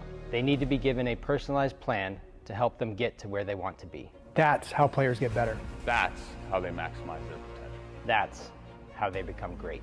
Join us. Join us. Join us as we build the future of intelligent players. The weather is warm and it's the perfect time of year to cook outside. Loco Smart Temp griddles provide precise and controllable griddle surface temperatures ranging from 250 degrees all the way up to a sear setting. The cooking temperature always stays exactly where you set it, so your meal always comes out just right. Cultivating great experiences is part of our DNA, and everyone has a seat at our table, so pull up a chair. Cook faster and party longer with Loco Cookers.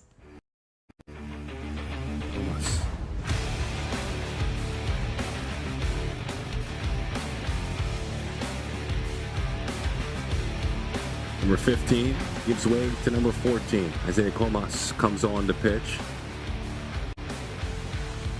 In a game so far that has been pretty centered around IMG. There have been bright moments, though. I mean, Smith leaves the game, touching 92 miles an hour, and you can see a really bright future. And so a chance to have a right-hander hop in. Hey, earlier today we had some fun games.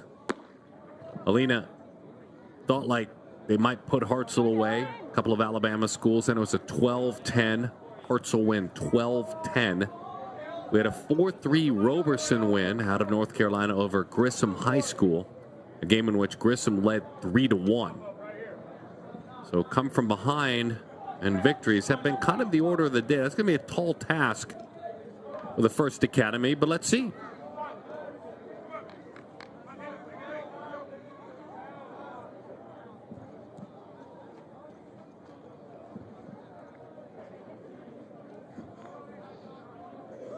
Want to make sure they're on the same page.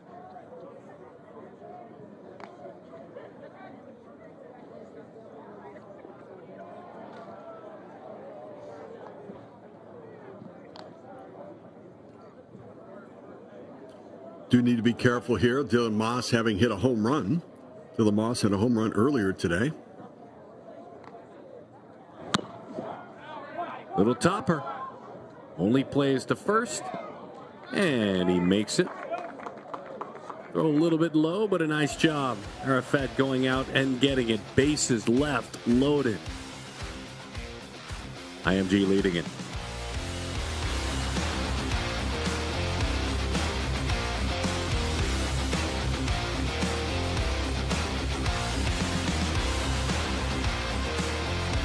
At first, it was just a team. Now I can't imagine my life without them. That coach changed our son, on the field and off.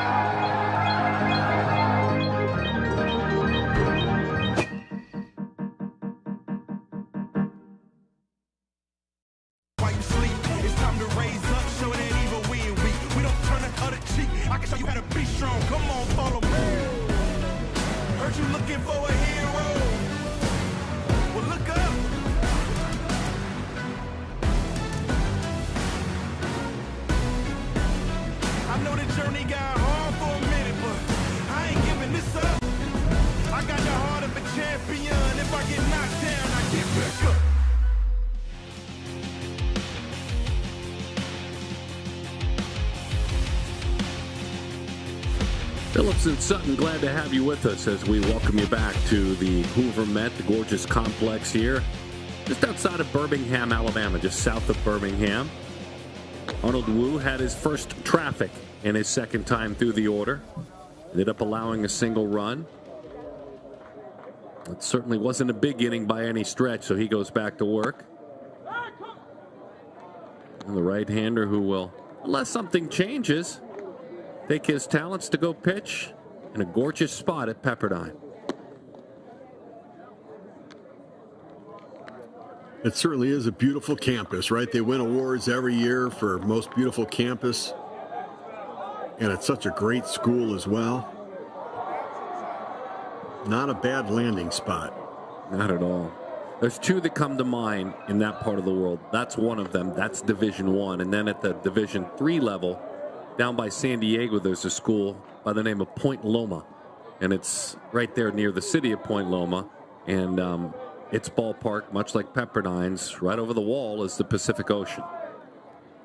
And so two gorgeous spots, depending on where you're playing, what level you're playing. 0-1 the count. Good fastball to tie.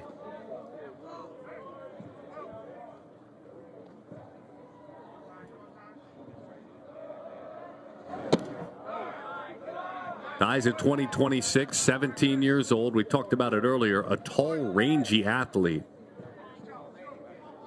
Playing first base. Kind of like that Jason Worth height. He's 6'6". Yeah. Put a big bushy beard on him, and I think you got a nice comp right there.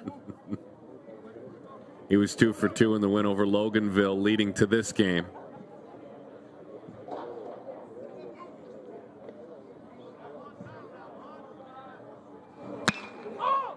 Raking ball, fly ball. Into the gap in right center field, the sure-handed Dean Moss. Bowling's high school Gold Glove winner. First out in the inning. That curveball getting him again, and just really hard to center that breaking ball. And they can't angle, they can't get the right angle on it to be able to drive it. And so they just get it off center, and they can lift it, but they just can't drive it.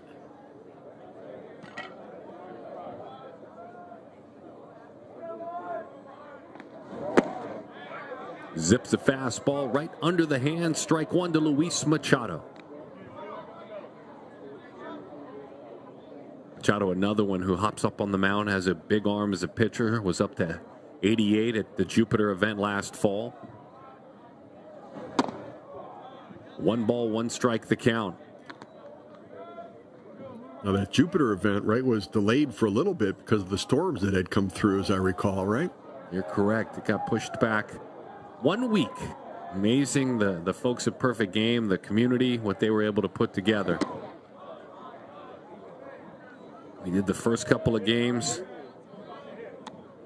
and Sheridan ended up doing all the live broadcasts remote and sent a documentary team there who did a great job. It's the first one I haven't, just based on the schedule, been able to attend in a decade. I'm glad they pulled it together for these athletes, though. High sky. Into the night it goes. Eisenfelder.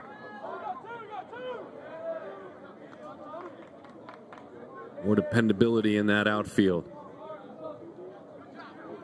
It really is amazing here down in the community in Florida how many are still affected. You know, talking to the Tampa Bay Rays, we're in their camp, and obviously their stadium, the Trop, unable to be used as for the Rays season this year. They're going to be playing at Steinbrenner Field in Tampa, but many of the Rays employees still can't even be in their homes right now. They're still in secondary housing, and it's just the number of people still, it's not really in the forefront of anybody's minds right now, but for people here, it really is. And I think still in our thoughts and prayers for all the people still affected by that. Cannon Karanka gives that one a ride. Again, the sure-handed outfielders get it done. 1, 2, 3. Boy, they can run it down.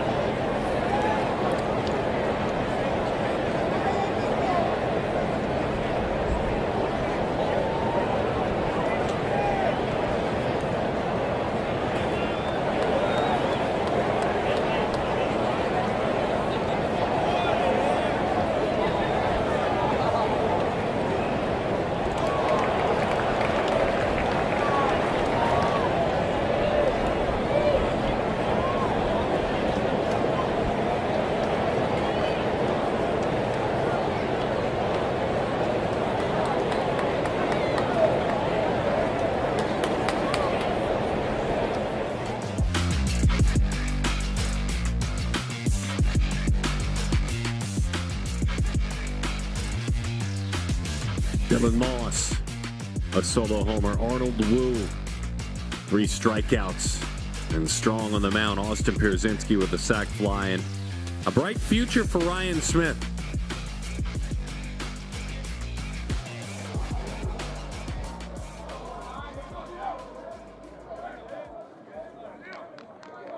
And Dean Moss leads it off. Moss, Sean Gamble, Kelvin Paulino. Dean drives that one to left field over the shoulder. Quick grab. He got a little taste of his own medicine there. Yeah, he did. Really nice play. Kenan Bastian, really nice play. That's one of the toughest plays an outfielder has to make. That one that's hit right at you over your head that you have to go back on and try to make a play. That's a tough ball. Right, that one right at you over your head. You've got to turn and create an angle. Well done right there. That is an outstanding play.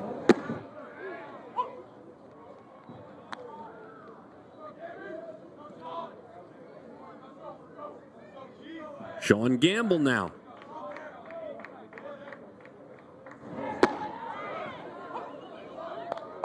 Sean, one of those players, I know you talked about loving watching him play. He loves baseball, just loves watching games. We're constantly given the message, and I'm just not buying it at all athletes that, young people don't watch television. They don't watch games anymore. I know they don't. I know they live on their phones. But there are still baseball players, because I talk to them all the time, who watch baseball games. And a guy like Gamble made it clear as he hits that one on the ground the other way. He said, the reason I watch baseball games, A, I'm a fan of the sport, and B, I learn watching baseball games.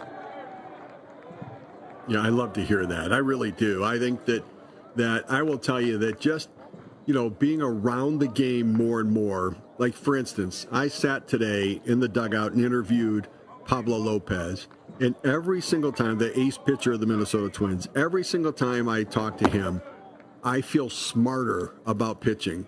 He is such a student of the game, and he thinks about it in a way that I've never even thought. And like, he shares it, and he's so articulate in the way that he can talk about it that I always feel smarter every time I walk away from it. And to be able to be around people who love to talk about the game, and what the Twins are doing, they're making their players shag fly balls and be around each other when they take batting practice, so that they can then go in the clubhouse and talk to each other about their hitting, about each other's hitting, so that they can be coaches to each other in a way that they weren't over the last few years, that they haven't been able to sit with each other and talk about each other's approach. And because, sometimes the best conversations are player-to-player conversations, and I love that they're doing that right now. So talking the game with each other is just such a special part of it. And for players to do that with each other is so invaluable. Here. I think sometimes we say sweeping things as a culture and don't think through what we're saying, especially with baseball players, the good ones. You can't learn the game watching an 8-second clip. You just can't.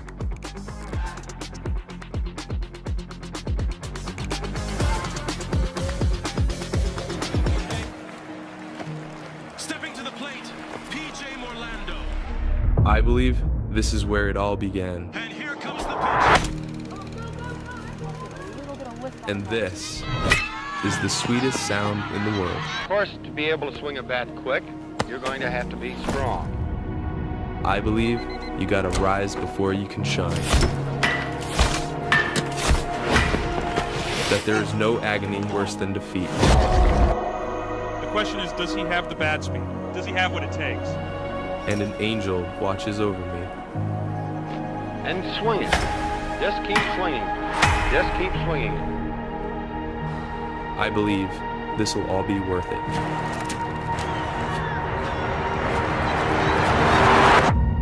And the next pick in the 2024 draft is...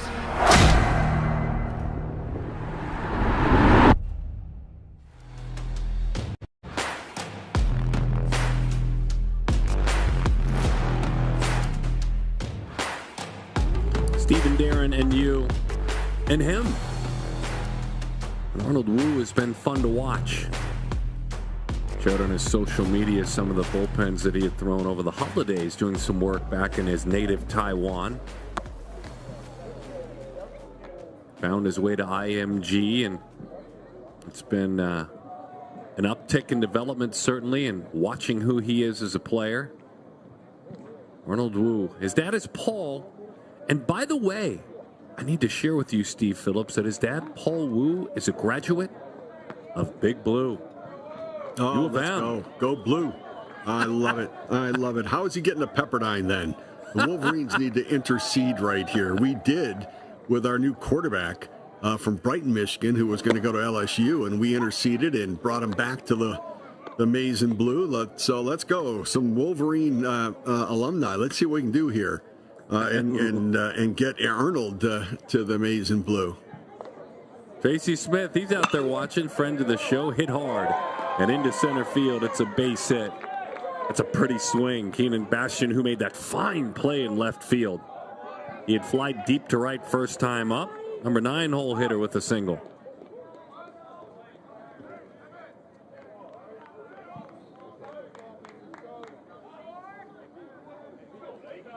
Yeah, ready for that fastball and got it. And on a high fastball, right? Remember, you've got to get your hands above the ball to hit that high fastball to get on top of it. Back to the top of the order in the gifted Blake Fields. We were going through that stop at Jupiter that Blake Fields had. That's kind of crazy to have 3 2-hit games and go 6 for 8 at an event where, getting 2 hits is a good trip. But talk about doing something for your confidence. No kidding. Absolutely. You start playing up against the elite talent and you come up with some big games there and put up those big numbers, and it starts to make you recognize you belong.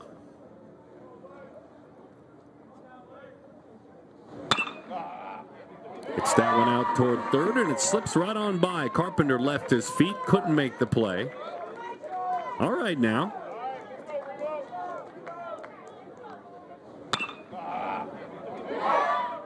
It's funny. It sounded like Blake Fields sort of said, like he was mad at himself, but he was able to sneak that one by at third base right there. Troy Carpenter get it into left field, and now, a bit of a jam right here for Arnold Wu, and see what he can do now to navigate this as he gets back up top of the lineup here, and Remo Indomicio to see what he might be able to do to start a rally.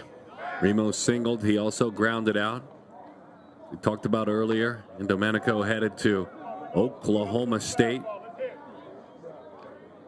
Now that pitch was called the ball right there. I think it was a strike, but I think Dylan Moss stood up to sort of fake the throw to first. I think he blocked the home plate umpire, Mason Weathers, from being able to see the pitch to call it a strike.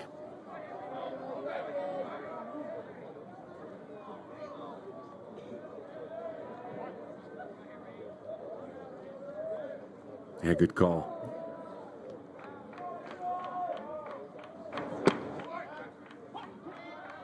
Little snap throw. That one he stayed down on long enough. Got the call of a strike.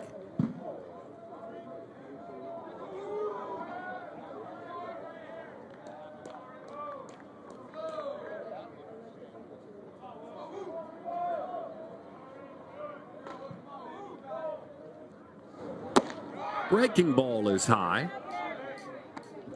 2-2 the count. Nice little test here for the right-hander. So had some base runners in the fourth. There was a run that scored. Working back out of the stretch. Man, he's had 4 clean innings, so that's impressive. It's a talented lineup he's dealing with. Trying to help his pitcher out with an out. He is just committed to the pickoff throw. And I think that and I appreciate it, but it is 6-1, and anything he does to steal a strike away, and trying to get an out, but you don't get it, and you take a strike away from your pitcher, you're really, taking away from the potential of getting out of the inning just with your pitcher doing his work.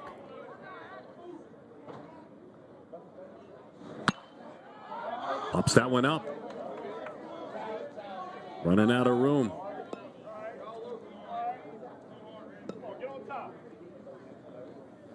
Love the aggressiveness, but the scoreboard. You got to play. You got to sort of, people say read the room. You got to read the scoreboard.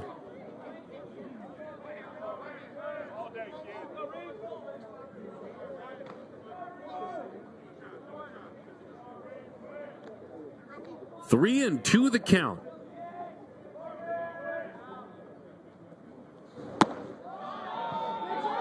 Ball 4.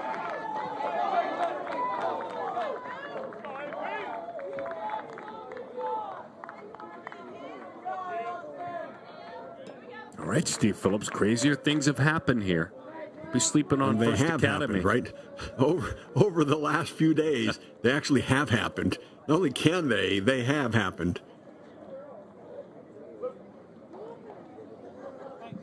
Let's see if this is all for the talented Arnold Wu.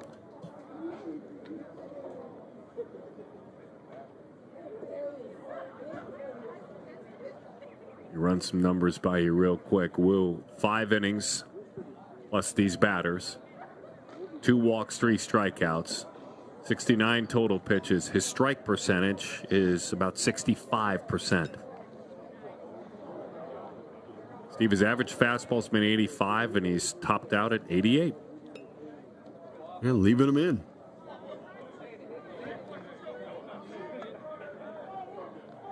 You made a point earlier. I know you were talking about it, and it's so important here. This is where you must trade runners for outs.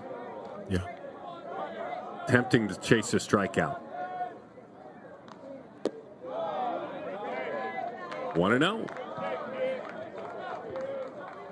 Yeah, we saw a game yesterday with the bases loaded, nobody out, and or I guess it was actually second and third, and a ground ball back to the pitcher, and the runner broke, and the pitcher tried to throw it to first, home plate, and then the catcher caught it and threw to first and threw it away. Right, and all he had to do was get the out at first.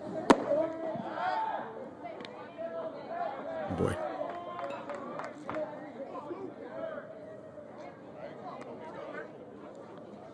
You understand So the heart. now, The heart. Yeah. The heart is let me help my pitcher out. But boys, what I want Dylan Moss to do is to say, "Come on, Arnold, come on, get it in the zone right here. Come on, right to the glove. Give me a strike right now." Like I want him coaching Arnold right now. I want him, urging him and motivating. Get it right to the glove. Give me that strike.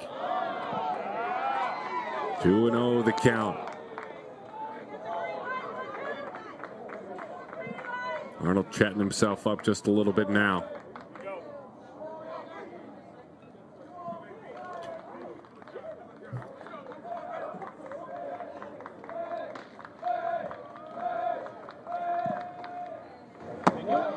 Arnold Wu with the bases loaded walk. They may come right back out and take him. Let's see. That's exactly what they'll do. They'll make a change.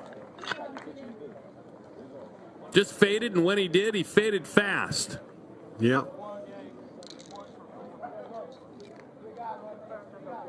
The Pepperdine commit. 5+ innings. Heads into the dugout. And the score 6-2.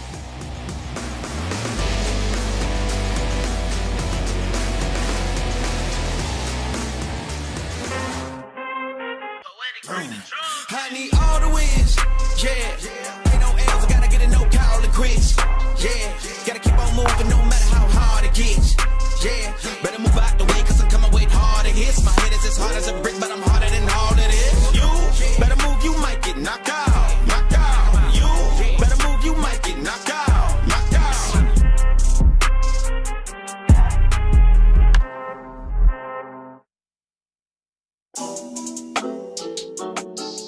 I'm in the big leagues, told her don't miss me. Ballin' like Houston, ayy, feeling like Whitney. I gotta go, dawg. I'm riding a road, y'all. I think that I'm back in my bag now. So I need that go, y'all. Got hits when he throwing the fastball. Too much that I've been through, so I put it all in that rear view. Clean money in a black whip. Got old problems with a friend's new.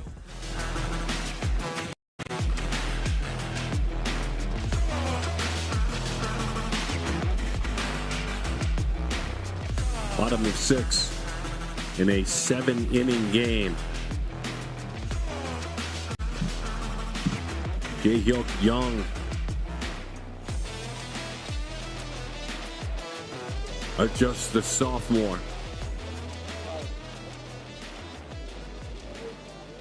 Young with that higher arm angle goes to work, and it's be fun to see another talented athlete go to work.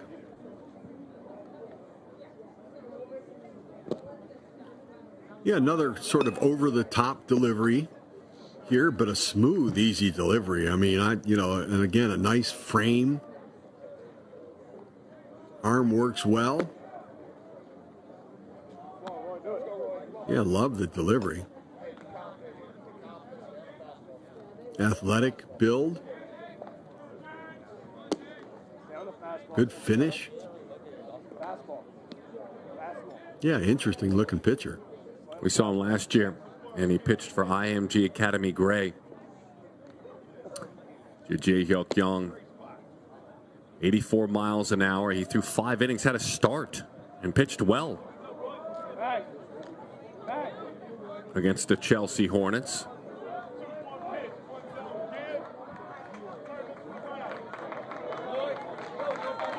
He's got quite a mess he has inherited. Bases full. There's nobody out.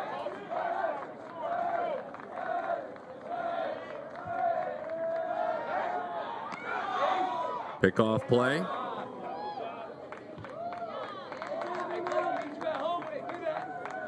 Was a sender. Well executed pickoff play, by the way. That was well executed right there. Timing was good. The throw was accurate. Well done. Rodriguez takes that one out of the catcher's mitt late on it. Yeah, this was perfect timing right here. You know, comes to the set position. Catcher dropped the glove. And really, really well done. Gamble breaking into the bag in time, and the runner got in, but it was, I just really appreciate how well executed that was. 1 ball, 1 strike the count to Rodriguez. Bottom half of inning 6.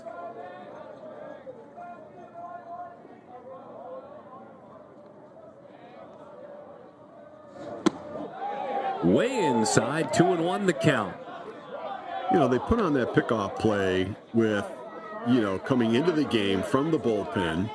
You've got potential language barriers, you know, some challenges with it in communication. A guy coming out of the pen, hyped up, bases loaded, nobody out, trying to steal an out in a moment, in a high-pressure situation, and all of the timing of it was very good. That's very impressive. It's well coached. It's well practiced. It's a calm moment, you know, in a situation where if you're hyped up, you could throw it into center field. The timing could be way off on it. You know, there could be miscommunication on it. That is really an impressive thing to put on in this moment. Looking for an out. They got one. Fastball inside corner, strike 3. Wasn't sure they were going to get the call for a moment there. It was delayed, but it was the right call. You know, coming inside with that fastball, and they got the right call on it. Frozen on the inside pitch. So many pitches went away, locked them up on the inside. Dylan Moss doing a nice job of sticking that one, the breaking ball, in and off the plate to Eric Martinez. Bit of a backup breaking ball, right? Typically they'll break away from the hitter. That one sort of backed into the hitter. Young's fastball, 90 miles an hour for a called strike 3 just a few pitches ago. 90 miles an hour. So Steve, very athletic. You're looking at a gap between a fastball at 90 and a curveball in the high 60s up to the low 70s. Really hard for a hitter to cover both those pitches.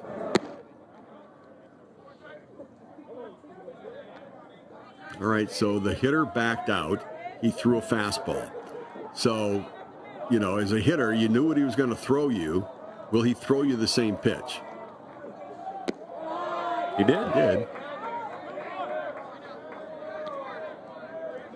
When he threw you, it was going to be a strike. He threw that one for a ball.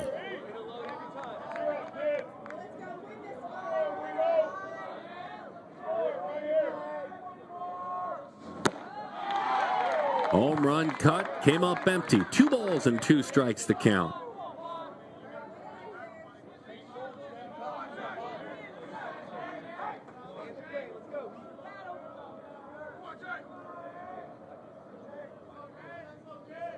Two. Oh boy, Moss, that was important there. Sure was. I don't know what that pitch was supposed to be there. Whether it was supposed to be a changeup or, you know, when he was holding the ball, he had a fastball grip, and then he sort of went to a changeup grip on it before he put it in his glove. Inside ball 4, it's 6-3.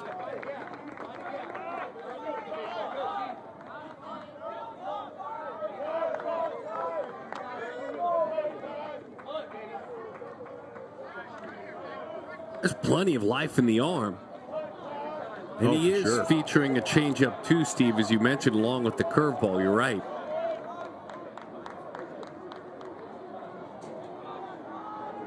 This is the go-ahead run. 0-1 the count right after him. Ty Arafat, 0 for 2. IMG Academy against the First Academy out of Orlando. Bouncing ball could be 2. Gamble flips to short. On to first. Hemingway zips it right over. That is a double play. The young right-hander came on. His feet were against the fire. Couple of runs scored, though. It's 6-3.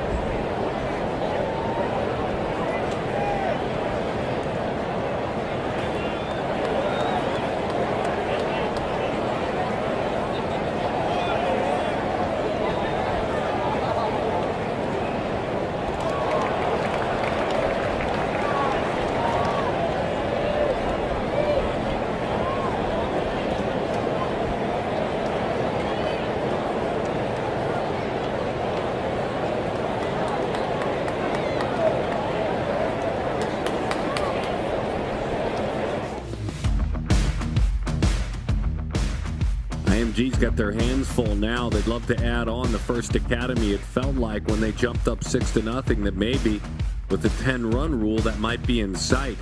And I'm going to tell you this, to me, anyway, Steve Phillips, Darren Sutton, that's a credit to Alan Kunkel's First Academy team for the way they've hung in here against the all-star caliber lineup of IMG.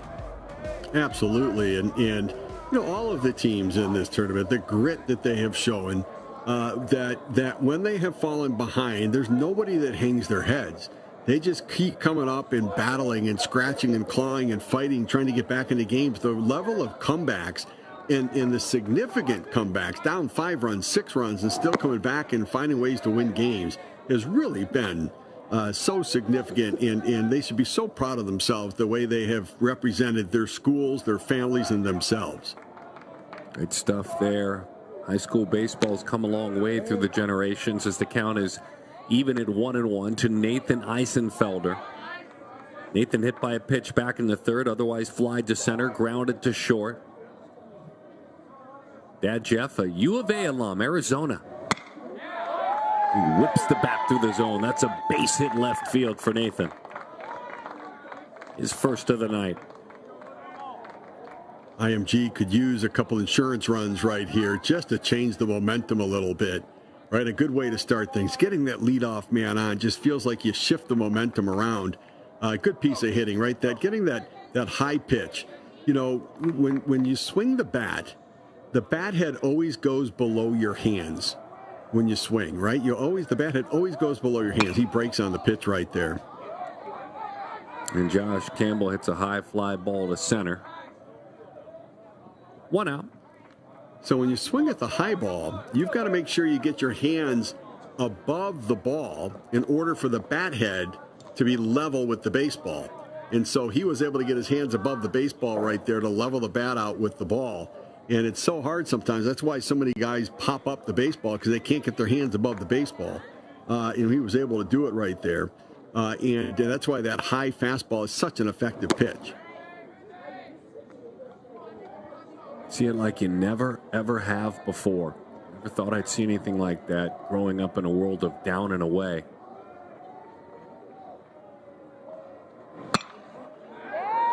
Barron slices that one deep left field all the way to the wall. Unbelievable power. An opposite field home run for Nick Barron.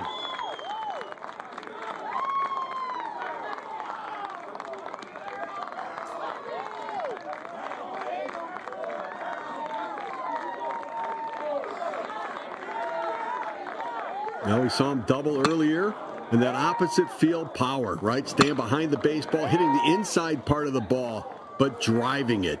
Getting a pitch that he said, I'm going to try to drive it. Just not make contact, but I'm going to drive this thing. And those are the insurance runs they were looking for.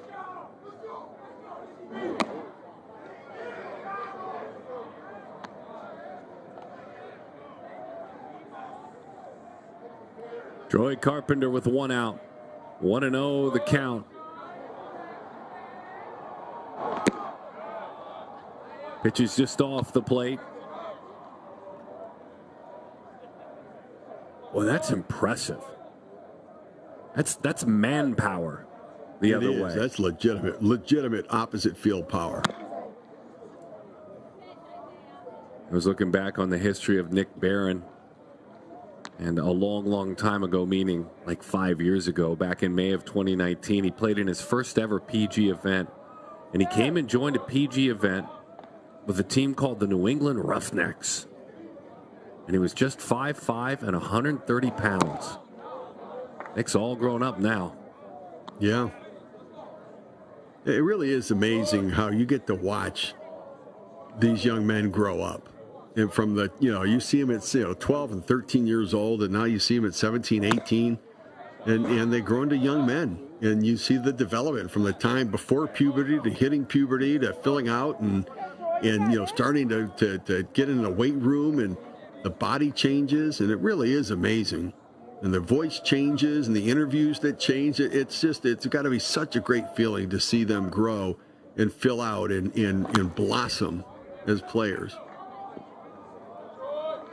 I must admit, that's the best part of the job as someone who, and I say this quite confidently, on the record, talks to more young baseball players on the record than anyone in the country. Yeah, I'm sure. Just by the nature of having content every week and 3 and 4 interviews every single week, and then up to 20 at a showcase. Love it. I love every minute of it. As that's ball 4. I remember a couple of years ago, Stephen, you got a kick out of this. I was announcing back in the major leagues for a bit with the Angels for a half season. And they warned me. They said, hey, listen, we need you to interview David Fletcher. You know who he is of the Angels, and has since moved along. I think he's trying to be a knuckleballer or something like that in the Braves organization. They said, it's tough. It's really tough because, Fletch just kind of gives one-word answer. So good luck, Darren. This ought to be a tough one for you. And I smiled a wry smile, and I said, guys, I interviewed 12, 13, and 14U baseball players. You think David Fletcher is going to be a challenge for me? Right. So true. But it is fun to see them grow up and to gain confidence as Max Heavenway. Max is a good example. This is an athlete that, we started seeing quite some time ago. Perfect game events and, played on the national stage at the Select Festival, the 14U game in 2023, but that's going on 2 years ago now. Breaking ball is high. At this stage, a lot changes in 2 years.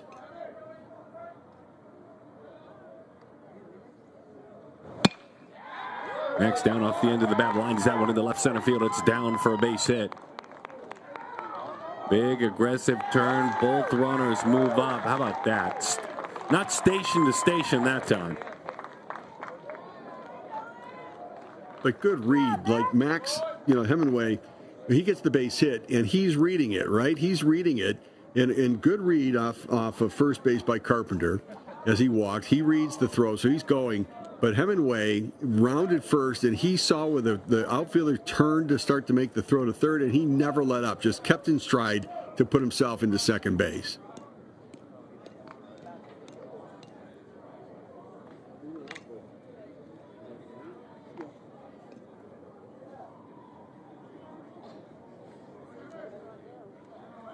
One away, couple of runners on. Let's see what the decision is here.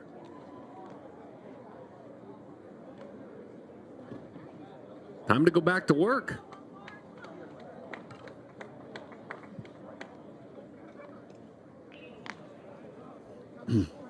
IMG Academy playing here in this event, then back home against Braden River High School, and then they'll play the First Academy at home on March the 7th.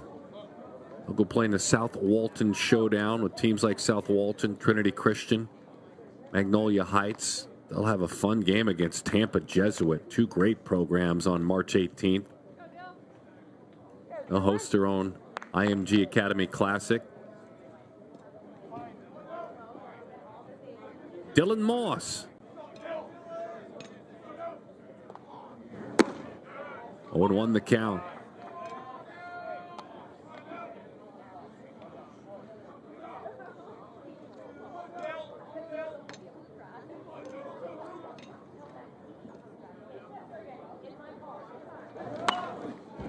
Big swing and a breaking ball that's fouled off.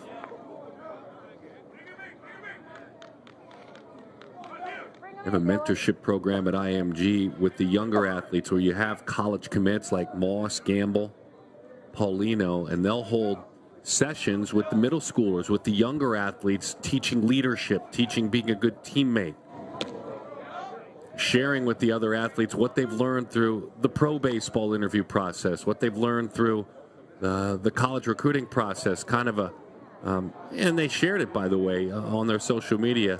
Top IMG athletes pay it forward with the youngers. I love that program. That one slips right on through. I figured that'd be something that would intrigue you.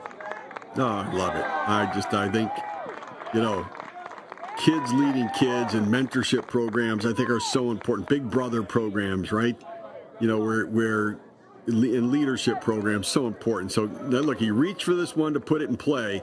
When you put it in play, something good can happen. Infield in a little bit right there. That ball just squeaking by Cannon Karanka, getting by, sort of hopping over the glove. He tried to backhand it and just got it in between hop and bounced over the glove. Good things happen when you put it in play, and they pick up another run. And Moss waits for that one to travel deep.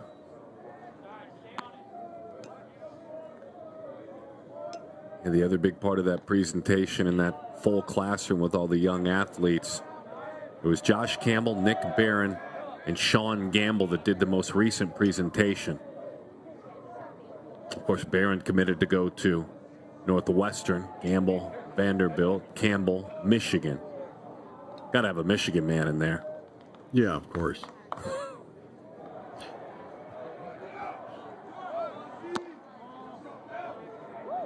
Throw down and a stolen base.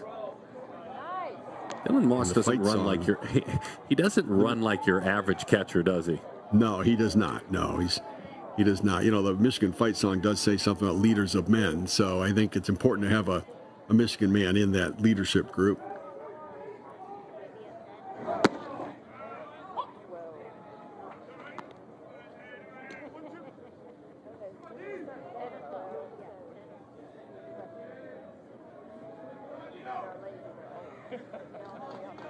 One and two, the count.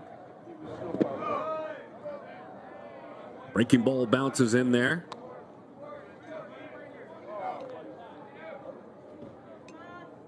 Isaiah Comas out there grinding, earning his stripes.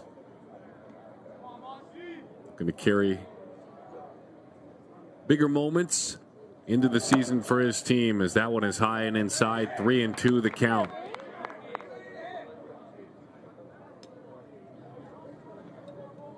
Mason Weathers, the home plate umpire, has done a nice job back there today, being very consistent with his strike zone.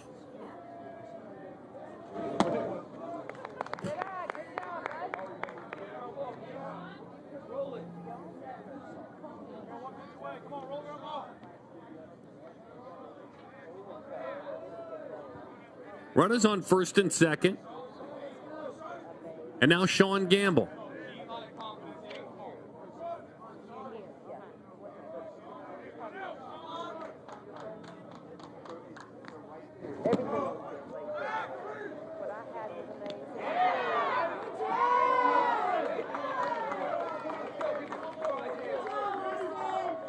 They grabbed an out right there in front of him. Dylan tried to advance, and he's gunned down. 2 outs. Nice job, Austin Pierzynski.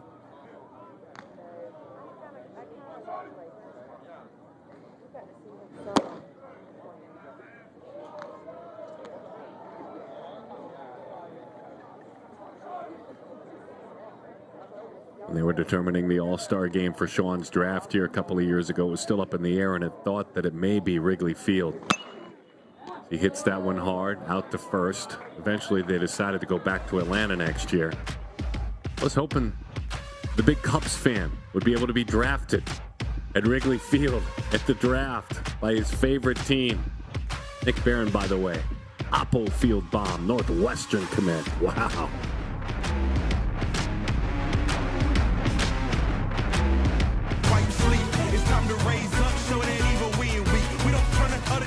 I can show you how to be strong. Come on, follow me. Heard you looking for a hero.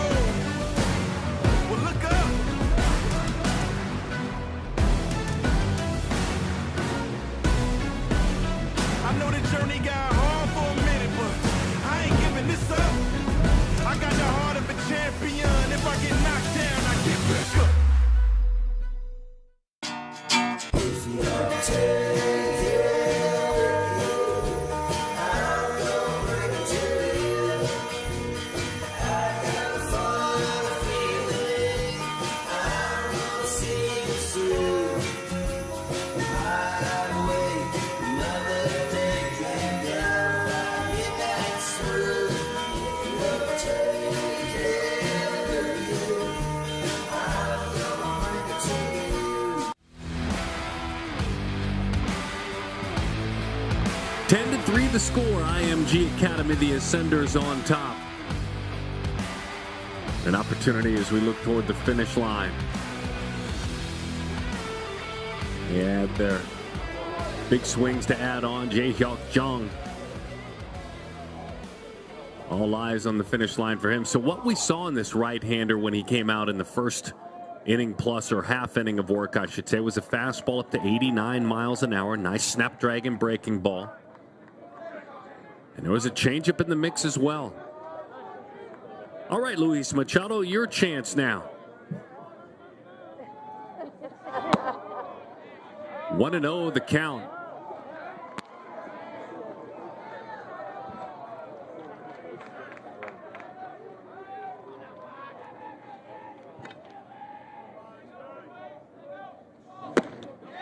Good fastball right under the hands. 1 ball, 1 strike. Really good pitch right there, right? There's usually for a left-handed hitter a hole right there, and he just threw that fastball, exploded it through that hole. Think of some of the names from the First Academy who have played professionally. Cash Case from 17 to 19. Ben DeLuzio, who found his way to the major leagues for just a brief time. Jose Dorr. Foster Griffin, Adam Hazley, a major leaguer. Swing and a miss. That's heat. That's strike 3. 2 outs away. Yeah, I don't think he should mess around with anything right now. Just see if you dare them to hit that fastball right now. You've got a 7-run lead. Go right now and attack. Air out that fastball. Show them what you got.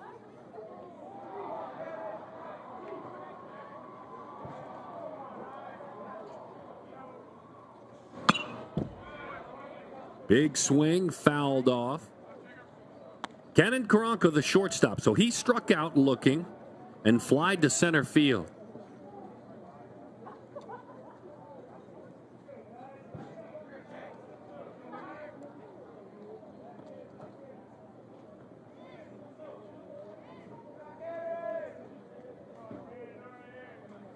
The 0-1. There's the zip on the fastball, just a little bit below the strike zone.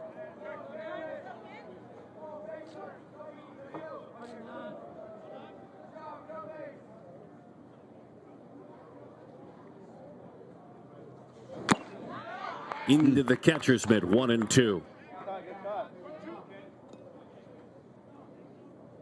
It reminds me of Chan-Ho Park a little bit.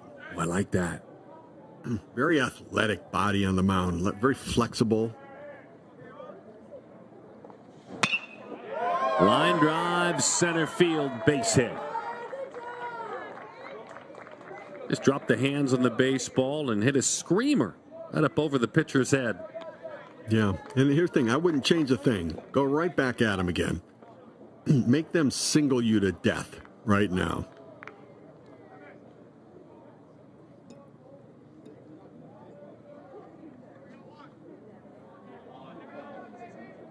Keaton Bastian in a fine play a couple of innings ago. Over the shoulder, running catch, taking extra bases away from Dean Moss, who drove it to the wall. Keenan then followed it up with a single and a run scored.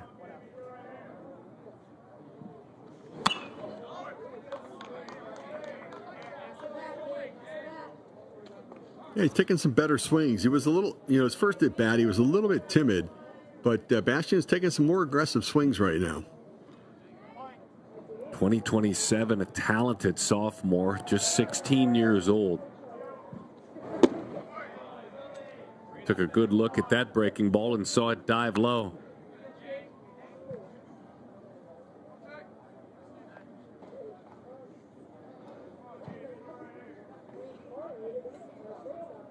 Keenan, dad is Keno. Mom is Kay.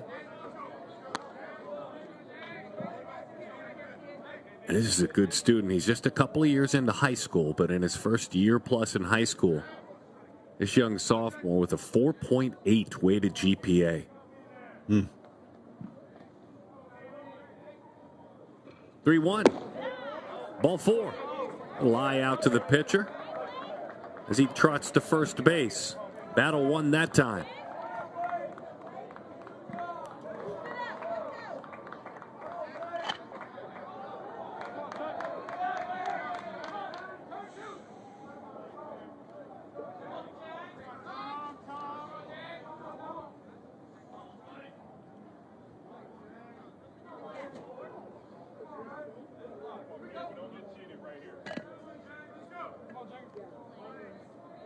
A pause in the action. Sometimes you wonder, did a little birdie just call time? Yeah, it must be a ball on the field, right? Okay. Yes. Good fastball. 0-1 the count.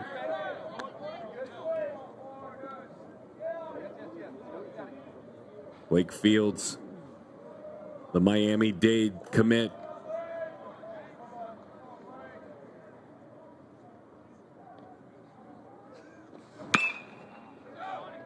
Big aggressive swing, fouling it off. By the way, when he had that stop at Jupiter, he was playing for the FTB TBT Philly Scout team. FTB, his main squad. Opened some big eyes at Perfect Games National Showcase. Got a Scouts rating out of 10 of 9.5. Breaking ball dives low. Good take. One of the areas metrically that he ranked very high under the Diamond Kinetics metrics, max barrel speed, top 87th percentile. Speed of the sweet spot of the barrel of the bat when you make contact. That time they got him, though. Into fair territory. Nico Barron, who had homered, makes the play. 2 outs in the inning, 1 out away from an IMG victory.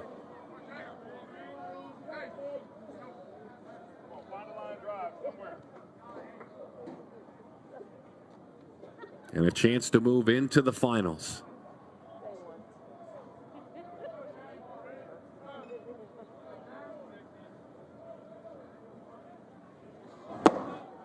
What an O the count. Imo in Domenico. Grounded out. Singled. Walked.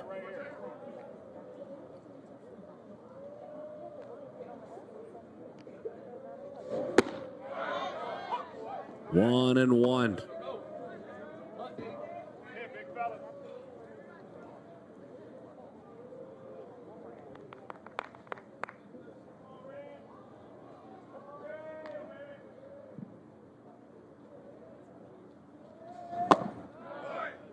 Just a little bit above the strike zone, and Remo not interested in that one. Yeah, they're making him work for it.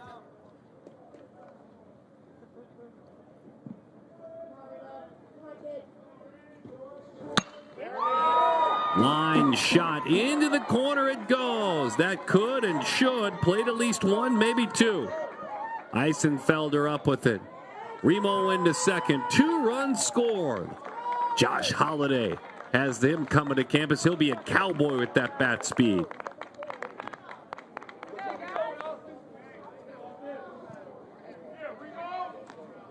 Did a good job clearing his hands inside the baseball, pulling it down over the first baseman's head, and coming up with a big base hit right there. Good piece of hitting right over Nick Barron's head, driving it into the corner, and good piece of hitting. Josh Campbell getting it, Ellsfurter getting it back into the infield, but not before. Indemicchio getting into second base with a double.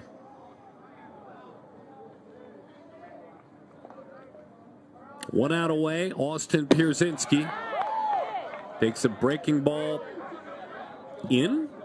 1-1.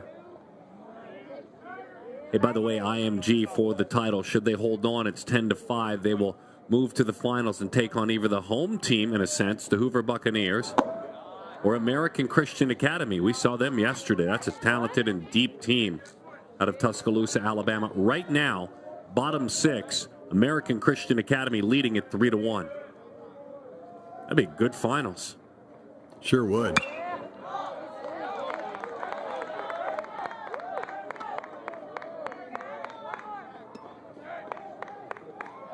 That Eric Hines home run last night.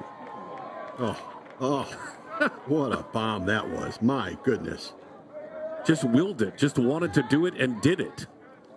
Cade Durrett hit one, and then Hines came up right behind him with a home run to put him ahead. Just amazing. Hines in this game, they're leading, is hitless. He does have a walk. Durrett is hitless, but has an RBI with a walk as well.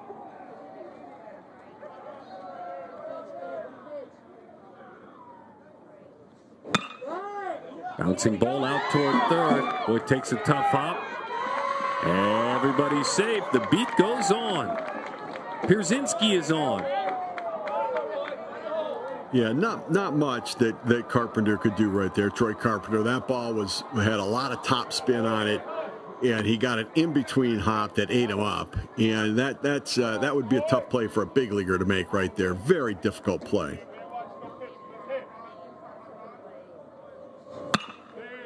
Bouncing ball out toward third. It's a base hit into left field. They'll stop the runner. Alan Kunkel's squad, a whole bunch of fight against IMG. Roy Rodriguez with a single. That's his second hit. He's 2 for 4. That is the thing that I am so impressed by, that not one single hitter gives up an at-bat at all in any game, regardless of the score or the situation. They take every at-bat seriously, and they battle and scratch and claw, regardless of the score. That one gets away. Base is no longer full because another run scores. It's 10-6.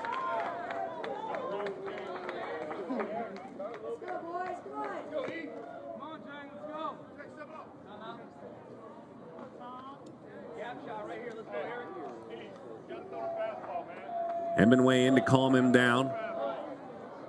Barron in there as well.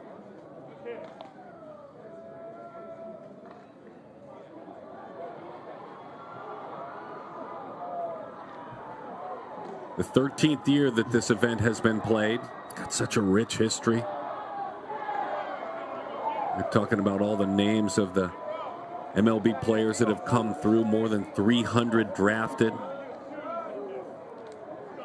Josh Naylor, who's now a Diamondback, he played in this event, came down from Canada.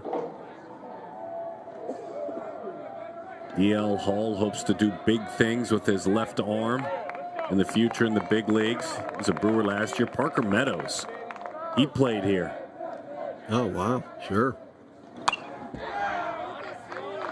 Gonna play a big role. Parker Meadows, big role with the Tigers this year. He's come a long way. Oh, he's a good player. He was from Grayson High School. I was able to shoot a fun feature with him about hitting, actually throw some light BP to him at the high school showdown.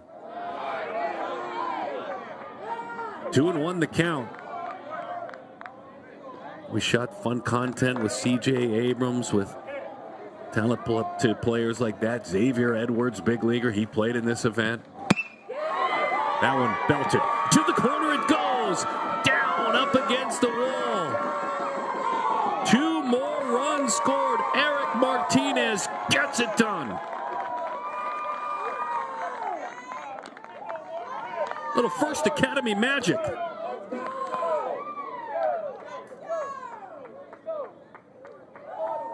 Got one on the inside part of the plate and drove it into left field.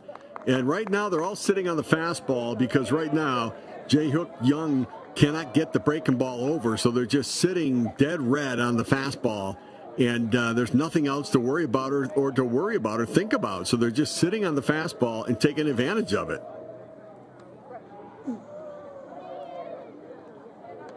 Trying to get that elusive last out, unable to do so.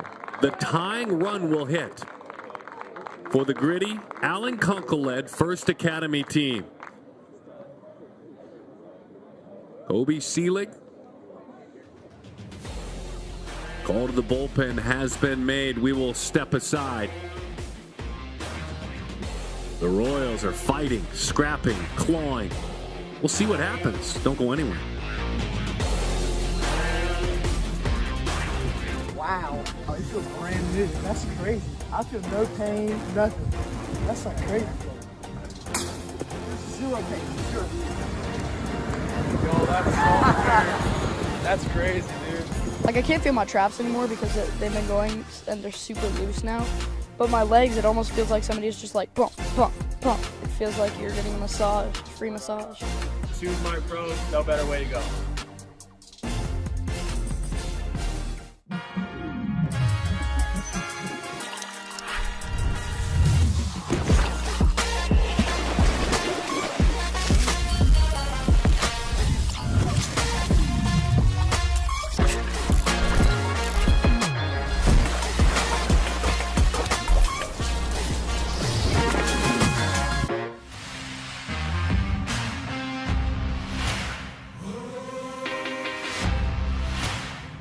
Oki Hosokawa takes the baseball, takes the assignment from Tokyo, Japan. Oki last year pitched in this event, pitched against Glenn Caccini's Barb Squad out of Louisiana. Reached 86 miles an hour in the outing, went 3 2/3 innings and struck out 6. Swing and a miss, strike one. Bottom fell out of that one. Everybody's awake now, huh? Boy, you're not kidding. Down off the end of the bat, lifted into left field. That will do it. Oh, hard skip a beat. IMG holds on. When you are IMG, you wear a target on your back. And there was some tough sled in the end. But in the end, it was a win, 10-8. Boy, oh boy, I tell you what, that was quite a battle right there. First Academy made it a scare at the end. Both teams played very well. The offense, the at-bats, the quality at-bats that were had in this game, very, very good. And I got to tell you what, the grit shown by both of these teams, the quality at-bats, they are two very good teams that we're going to have some very good games all season long. The quality home run, Dylan Moss, you were mossed in this one as he got the big home run, got it started for IMG. And some quality pitching early on as well, and a huge home run there. The end of the game, the run scored there, a sacrifice fly, and got to give some credit there. Some quality at bats by First Academy, some big plays defensively as well. Outstanding play right there by Troy Carpenter, who made some nice defensive plays by IMG. Big win overall for IMG in this one. Have a good night, everyone. Thanks for hanging with us.